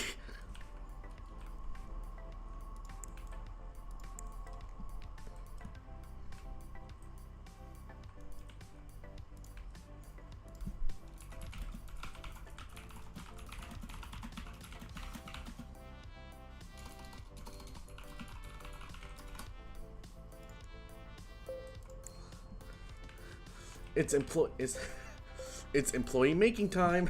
I mean, it's presentation making time. Woo-hoo-hoo-hoo-hoo. Let's go.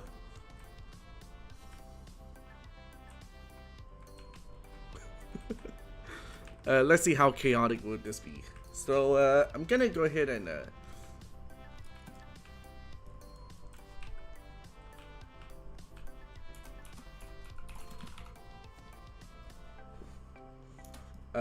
okay, let's go ahead and let's go ahead and let's go ahead and make a presentation, shall we? But that was unexpected. I know, right? Huge computer.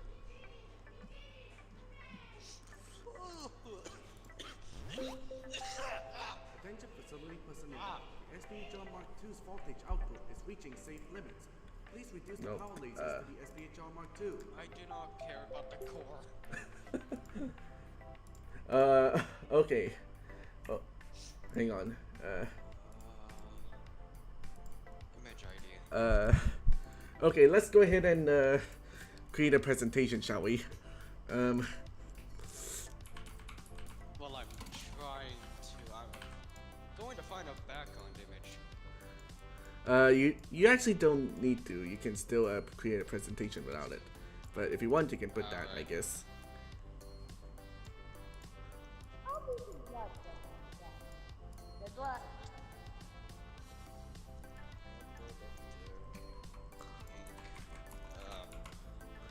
I'm gonna go ahead and use this.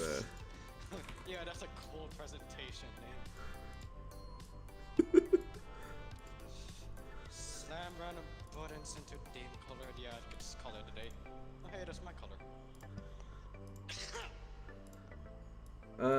I actually teleported everyone here, so oh no. Let's see what people came up with. That's the text. Let's see what people come up with, though. Manual drag. Did it.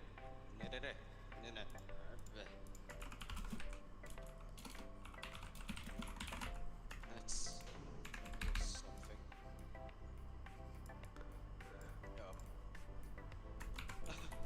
Stop. It stopped. Aha.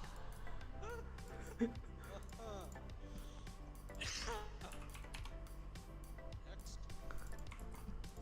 Left.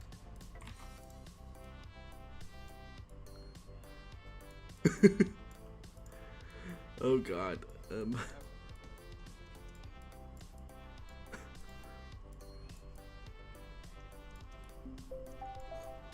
Attention visitors. You are required to wear a face mask at all times, especially when exploring the facility. Let's break the COVID-19 chain I together. need to make my presentation. Okay, so whoever finishes the presentation may go to the conferencing room, I guess. Okay, I'll try to do stuff.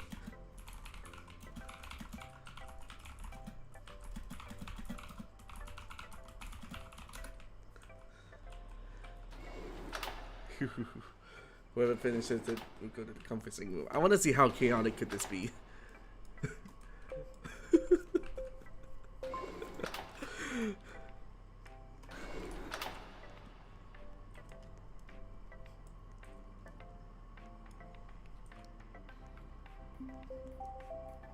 Have no time to walk all the way to one of our cafeterias. There are multiple vending machines that you can use throughout the facility.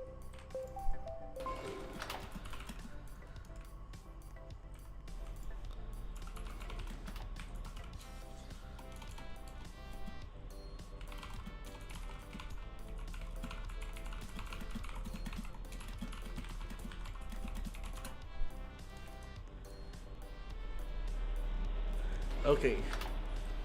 Um, oh, I should have used the column note instead. My bad.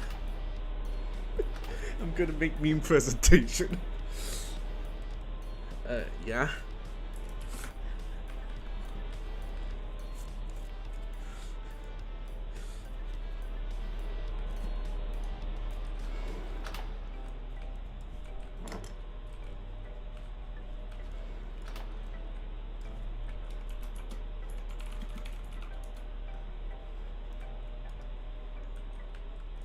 Fine.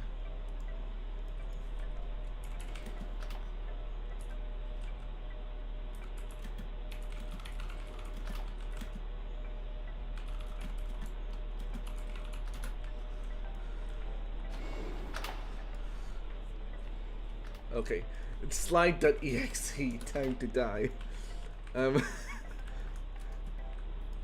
Let's see how chaotic would this be if time to die. Oh no. Okay, I'm gonna test out the presentation that I made here. Yeah, feel free to mess around with the presentation, even if it's meme-y or something like meme-worthy. The world is ending, run. The end.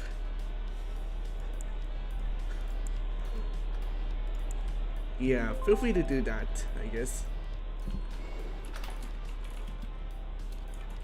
Hang on. Okay, good. Okay.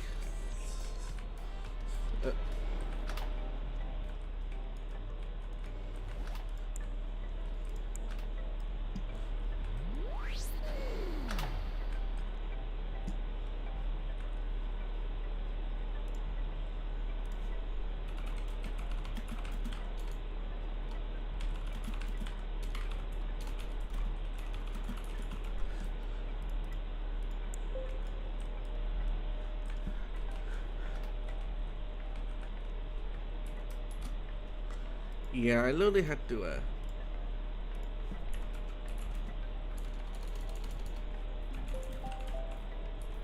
visitors. You are required to wear a face mask at all times, especially okay, let's see how many. let's break. Oh, okay, let's see. Hello, welcome to the annual whatever meeting. This is definitely the meeting of all time. No. No. Our future plans file for bankruptcy.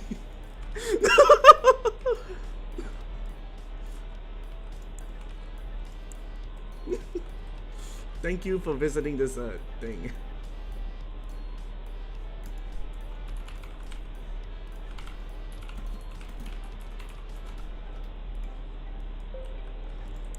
Congrats, we are now bankrupt.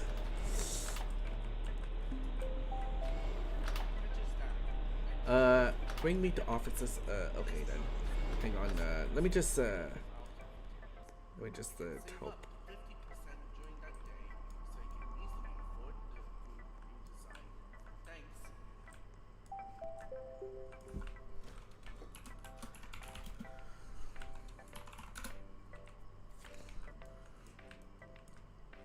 There you go.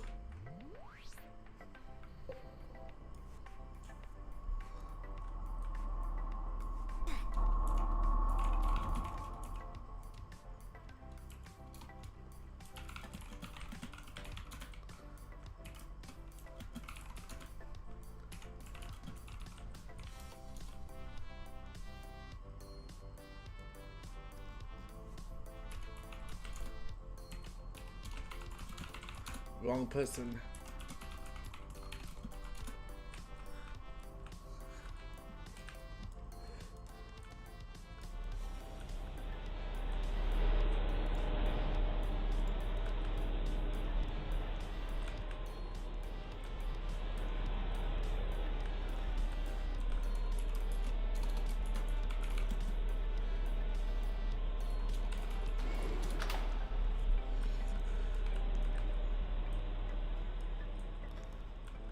Yeah, wrong person.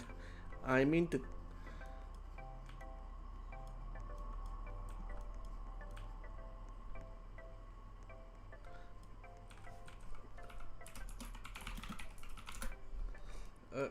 Bring it.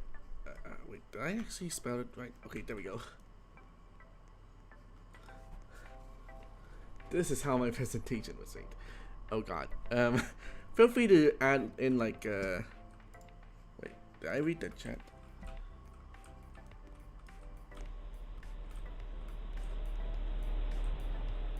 I'm not sure if it's possible to import the user thumbnail, but yeah.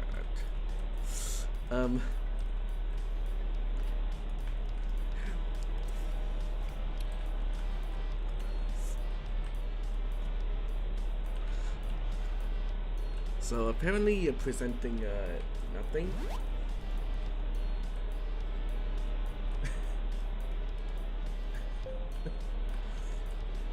All blank. Simple, but awesome. What's this? There is a what? There is a pipe bomb in your mailbox. the making of.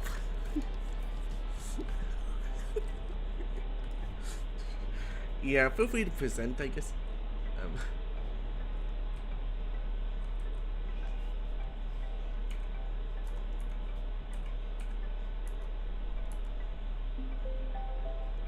Attention visitors, you are required to wear a face mask at all times, especially let's break the COVID-19 chain together. Then the virus. True. Oh, finally! Oh. What's that? It takes place in 2054.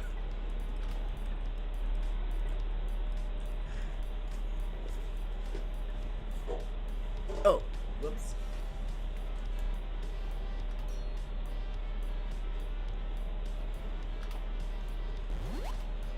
Okay, let's see. Don't start before Donald says go. Oh god, it's a blow high over there.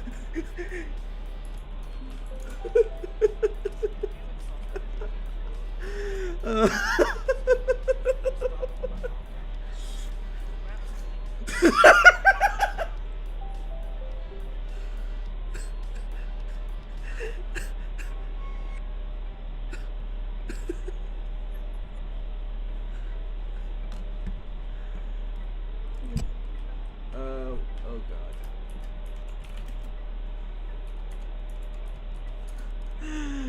Okay, let's see. Is anyone... Let's see if anyone else is done with the presentation yet. Okay, I'm just gonna go ahead and teleport to the...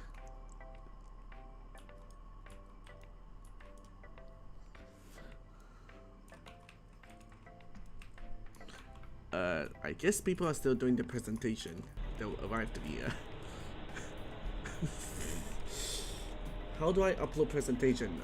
After you're done with the presentation, it will actually be uploaded for you. Wait, let's hope someone can find me in conference 12.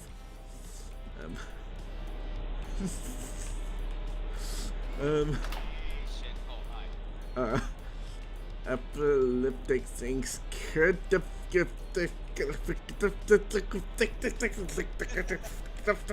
I don't know how to pronounce that.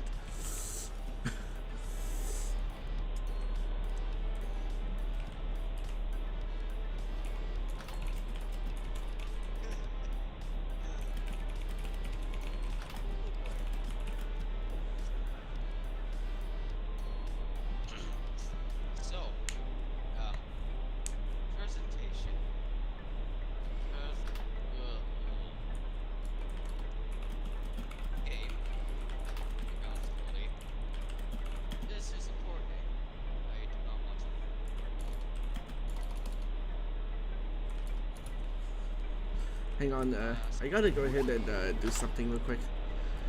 Let's see how people are doing so far. Everyone's making, everyone's having a conferencing. Everyone's having a conference here.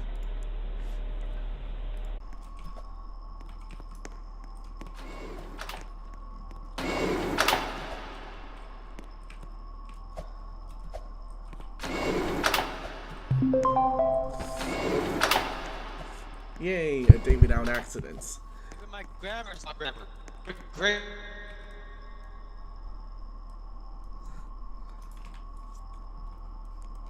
Let's see. Those are the doors I actually used. And then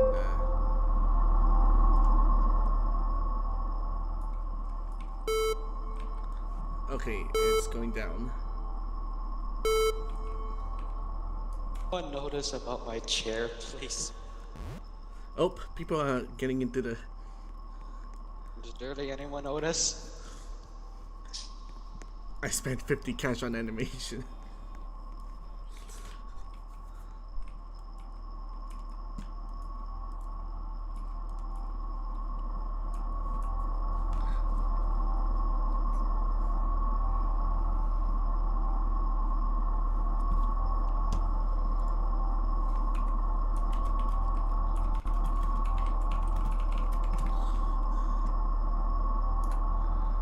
Anyways,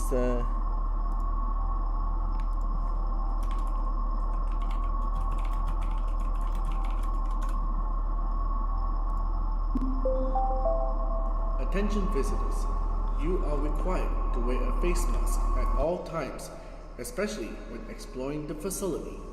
Let's break the COVID-19 chain together. Yep, Q&A is starting in the. Oh.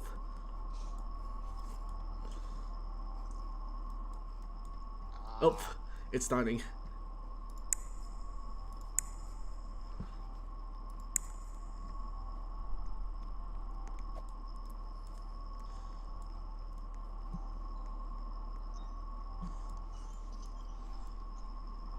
Okay, let's see. You think, eh?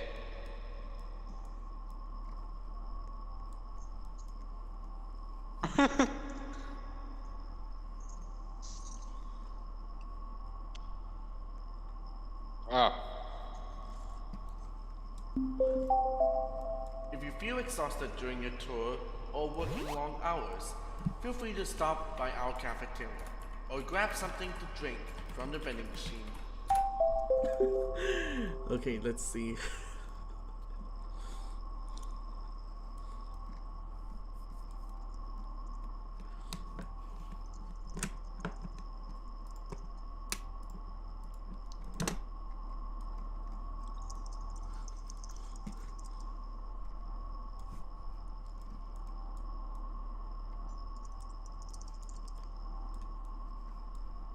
Three, Oh no. 2. Oh no. Okay, let's see what you have to show. True or false? Core games are actual True valid or games. false? Core games are actually valid games. Well, false. False.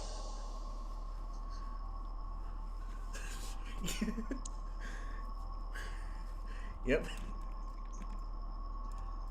False.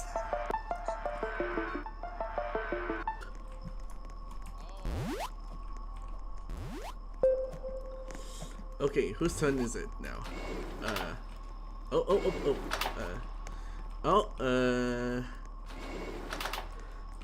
god. Why are we creating such a fuss? Why are we creating a lot of chaos here? Yeah, this is why I did want to give everyone level 5.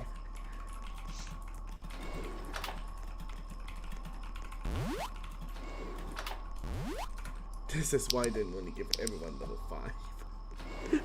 Otherwise, this would happen.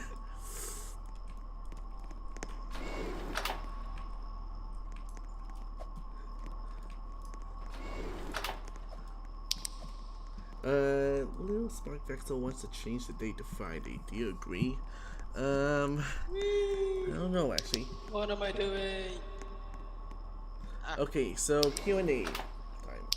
What's next for the game? Well, the next thing is actually beta update. The beta update is next.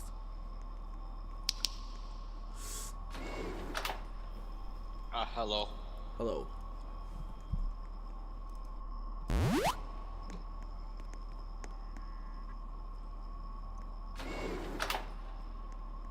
No, boo, it's Tuesday. Attention visitors. You are required to wear a face mask at all times, especially when exploring the facility. Let's break the COVID-19 chain together.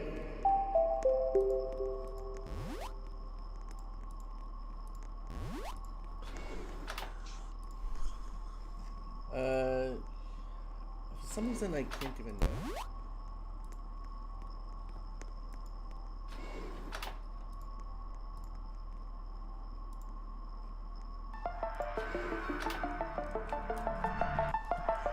Yeah, I was like, that sounds like the Bensley song, but I can't remember what this.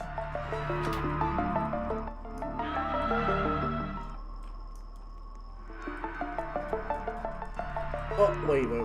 It's copyrighted? No. I can't allow that. I can't allow that.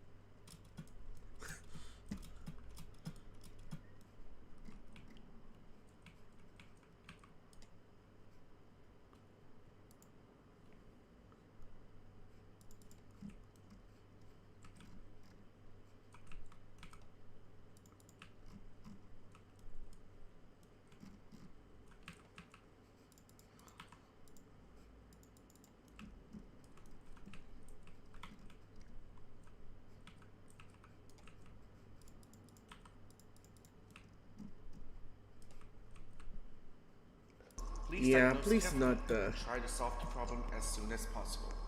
Yeah, please do not play copyrighted music because I'm literally streaming right now.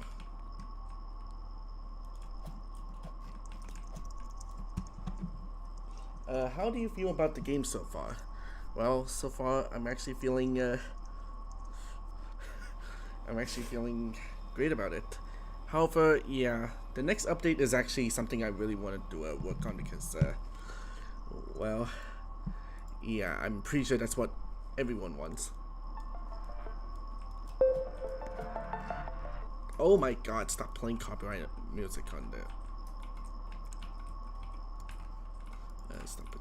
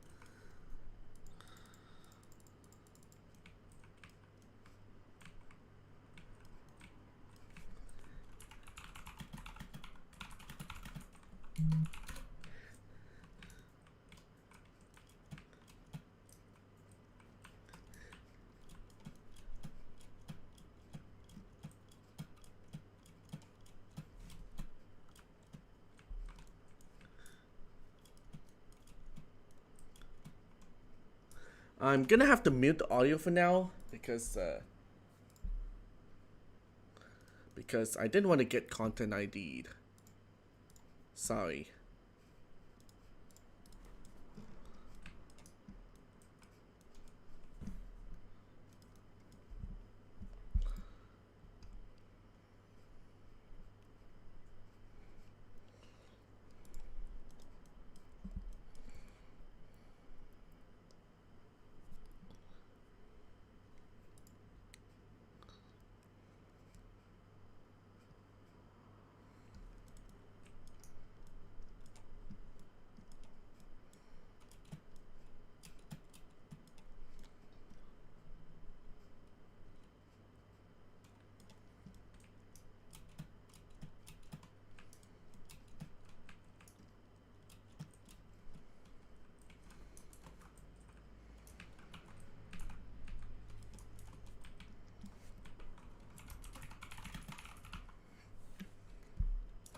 Okay, that's enough.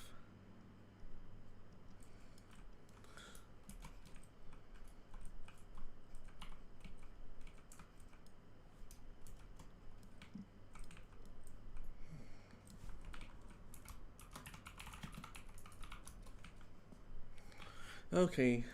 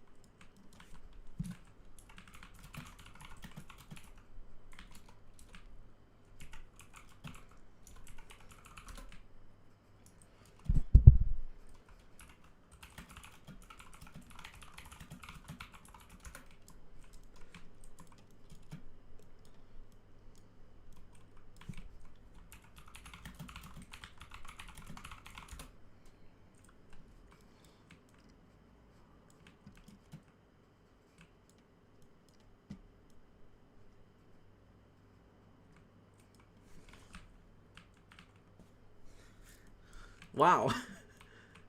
Wow, indeed.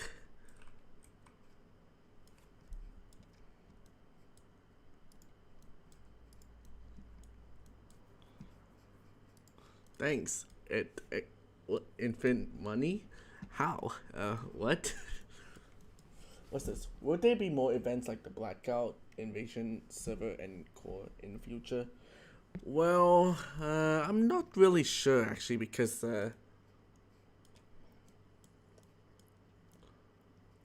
yeah, I'm not really sure because, I think the game is, right now, the only thing for me to add into the game is basically the Meltdown itself.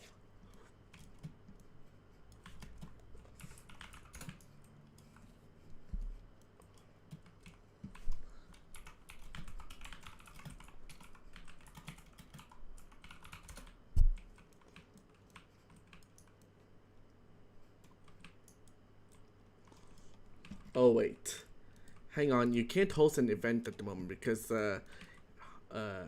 fine. Let me just go ahead and switch it to Friday. There you go. Now you can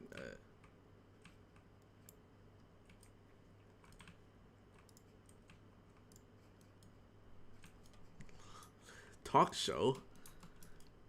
Um, well, I can't even get in. Great. Uh.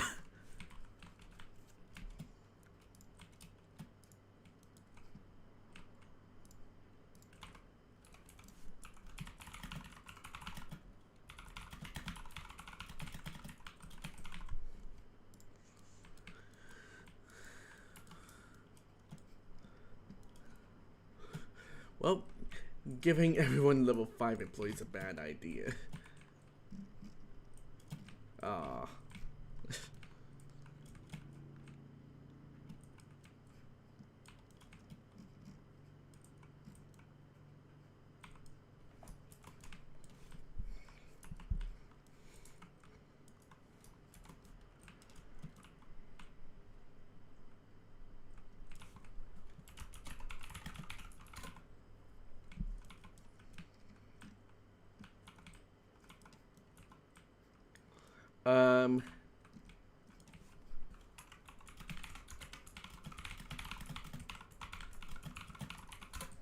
Use this time to decorate the venue.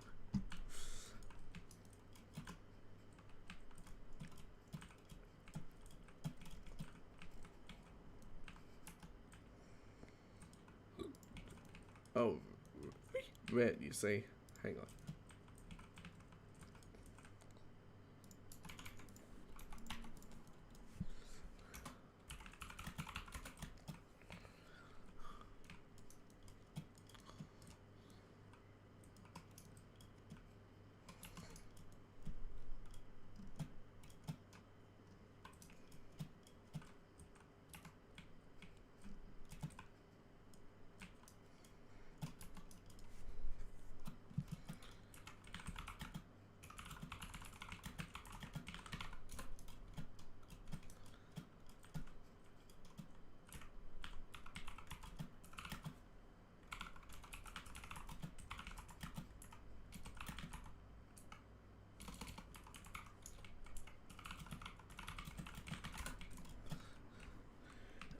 Okay,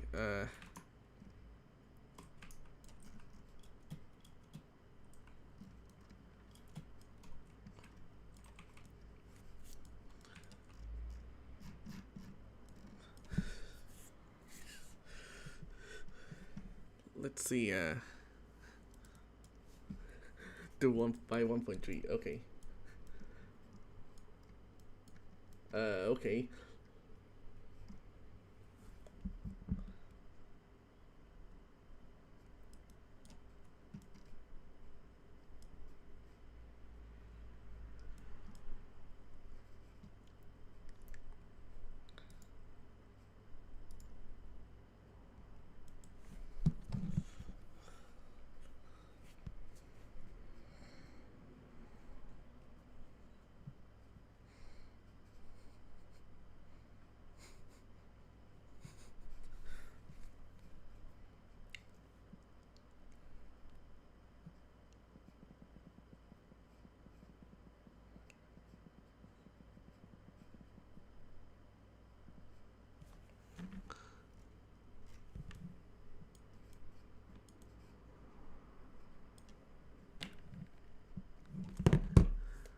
Giving everyone employee, yep, I regret it now.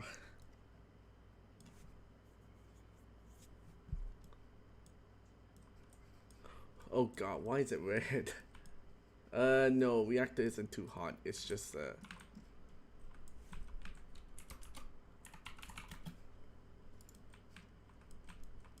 oh no.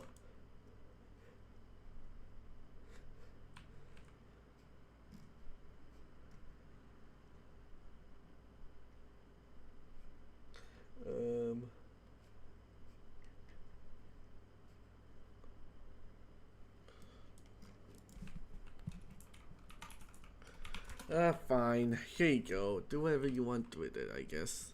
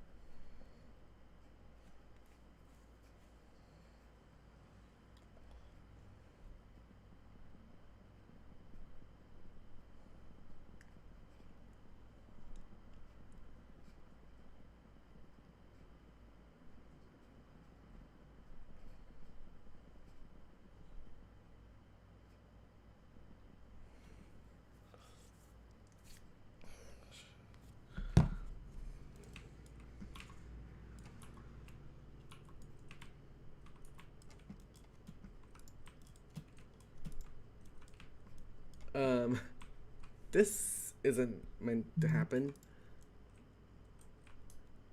Yeah, I had to.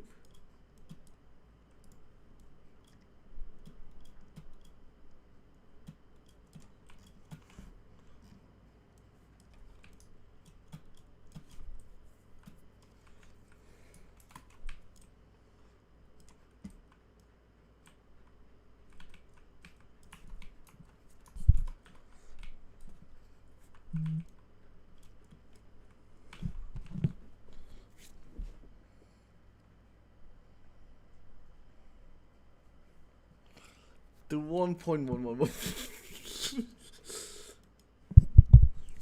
I'm gonna have to, yeah, I'm gonna have to math out round the numbers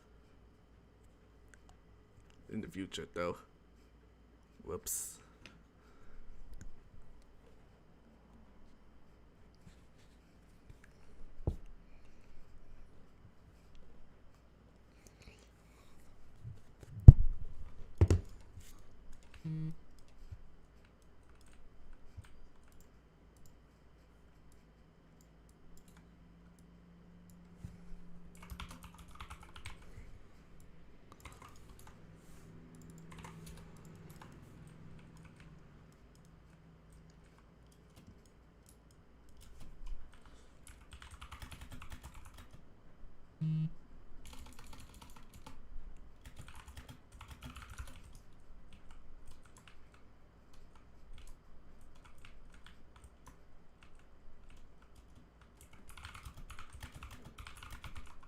Yeah, I had to take everyone's, yeah.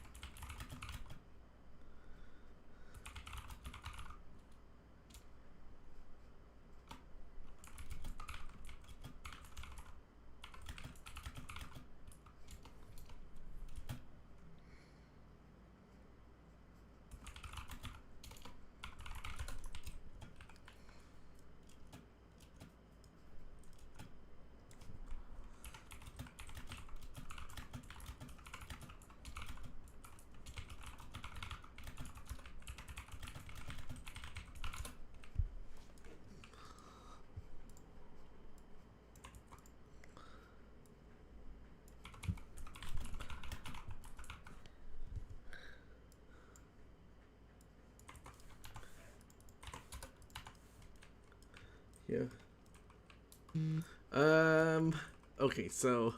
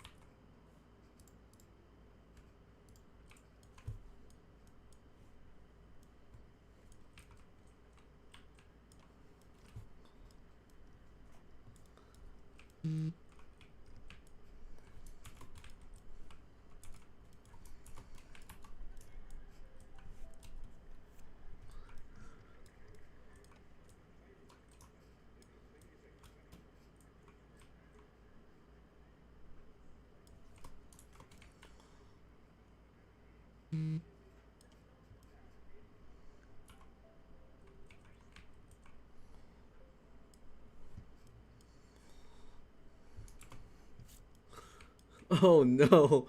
Um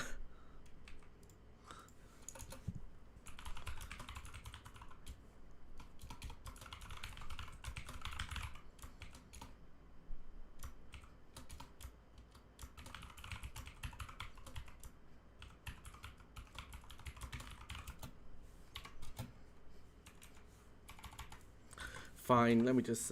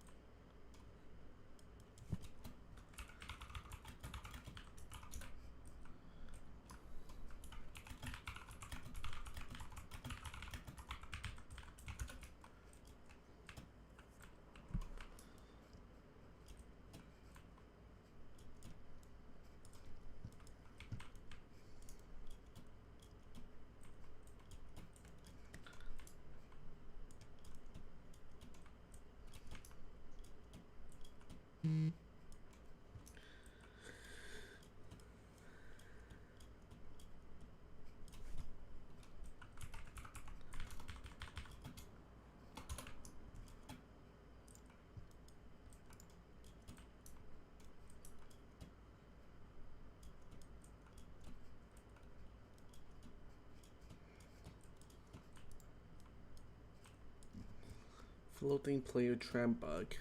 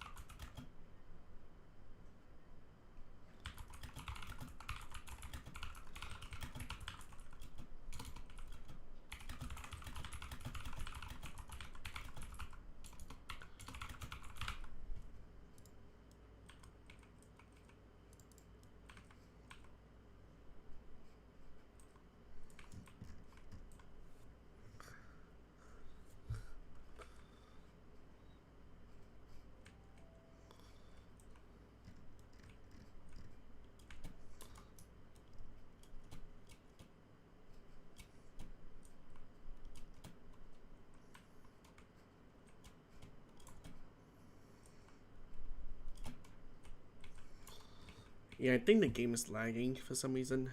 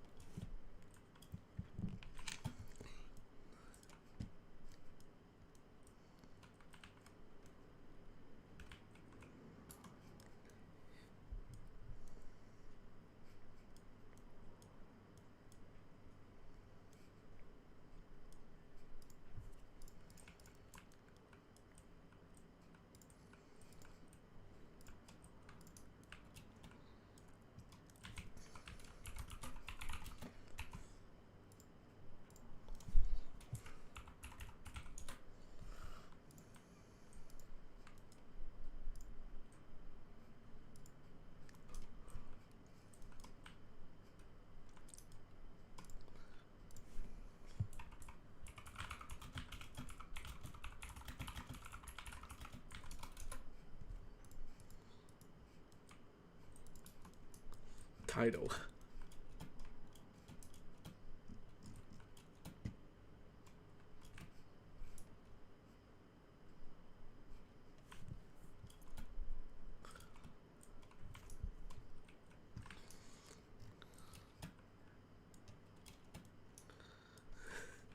Title best announcement.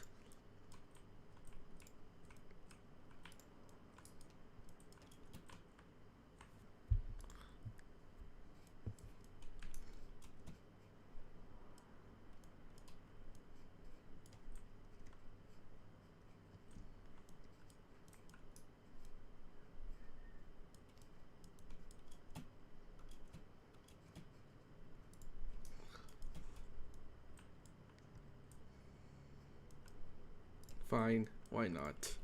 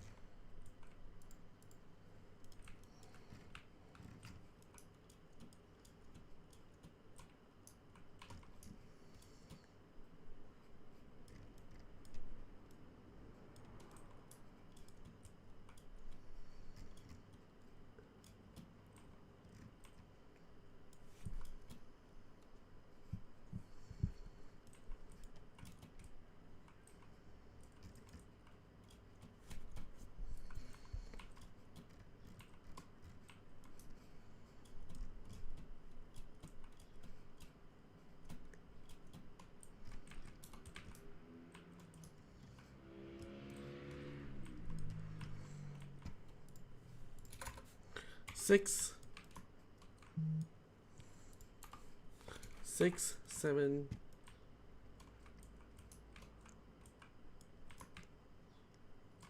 So 5.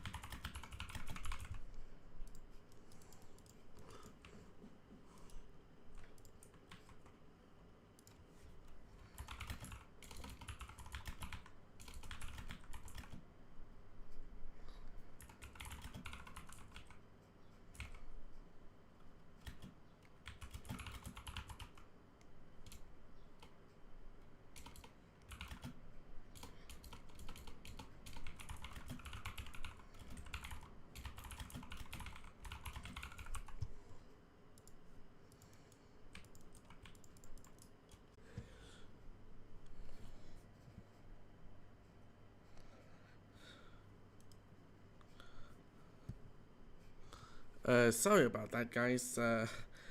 Yeah, my internet thought it's a good idea to literally disconnect. Not really sure why, but yeah, that happened.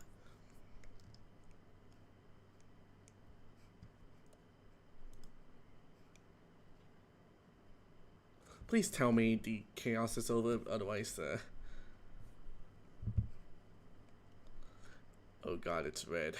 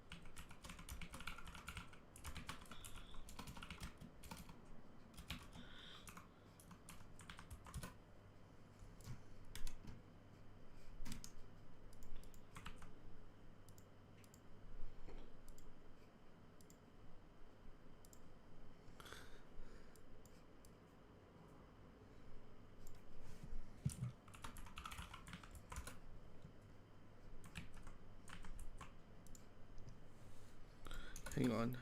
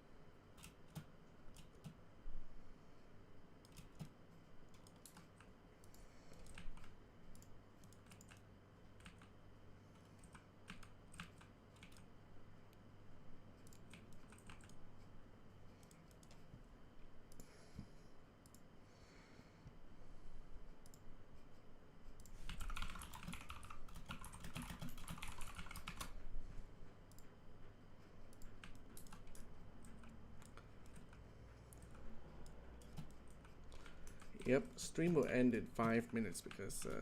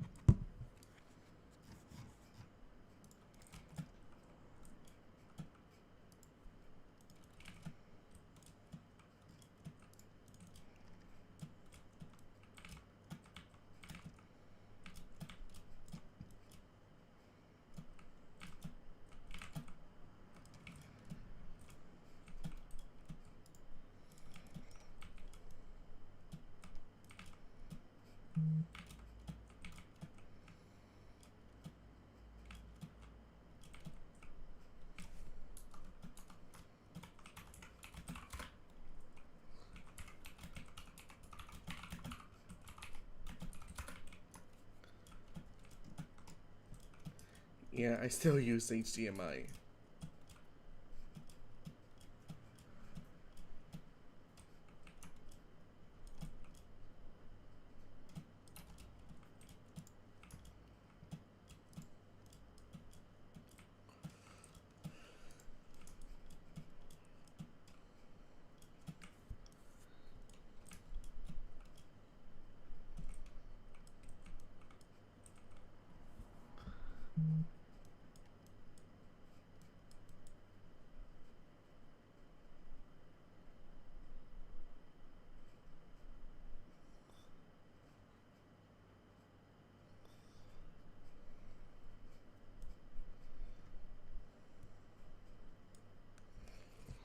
Okay, it's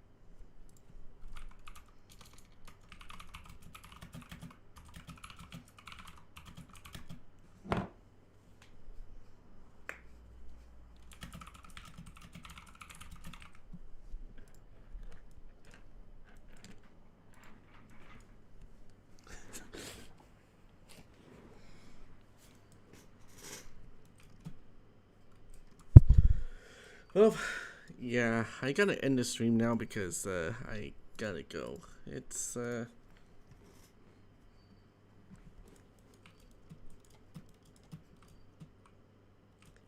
anyways, see ya.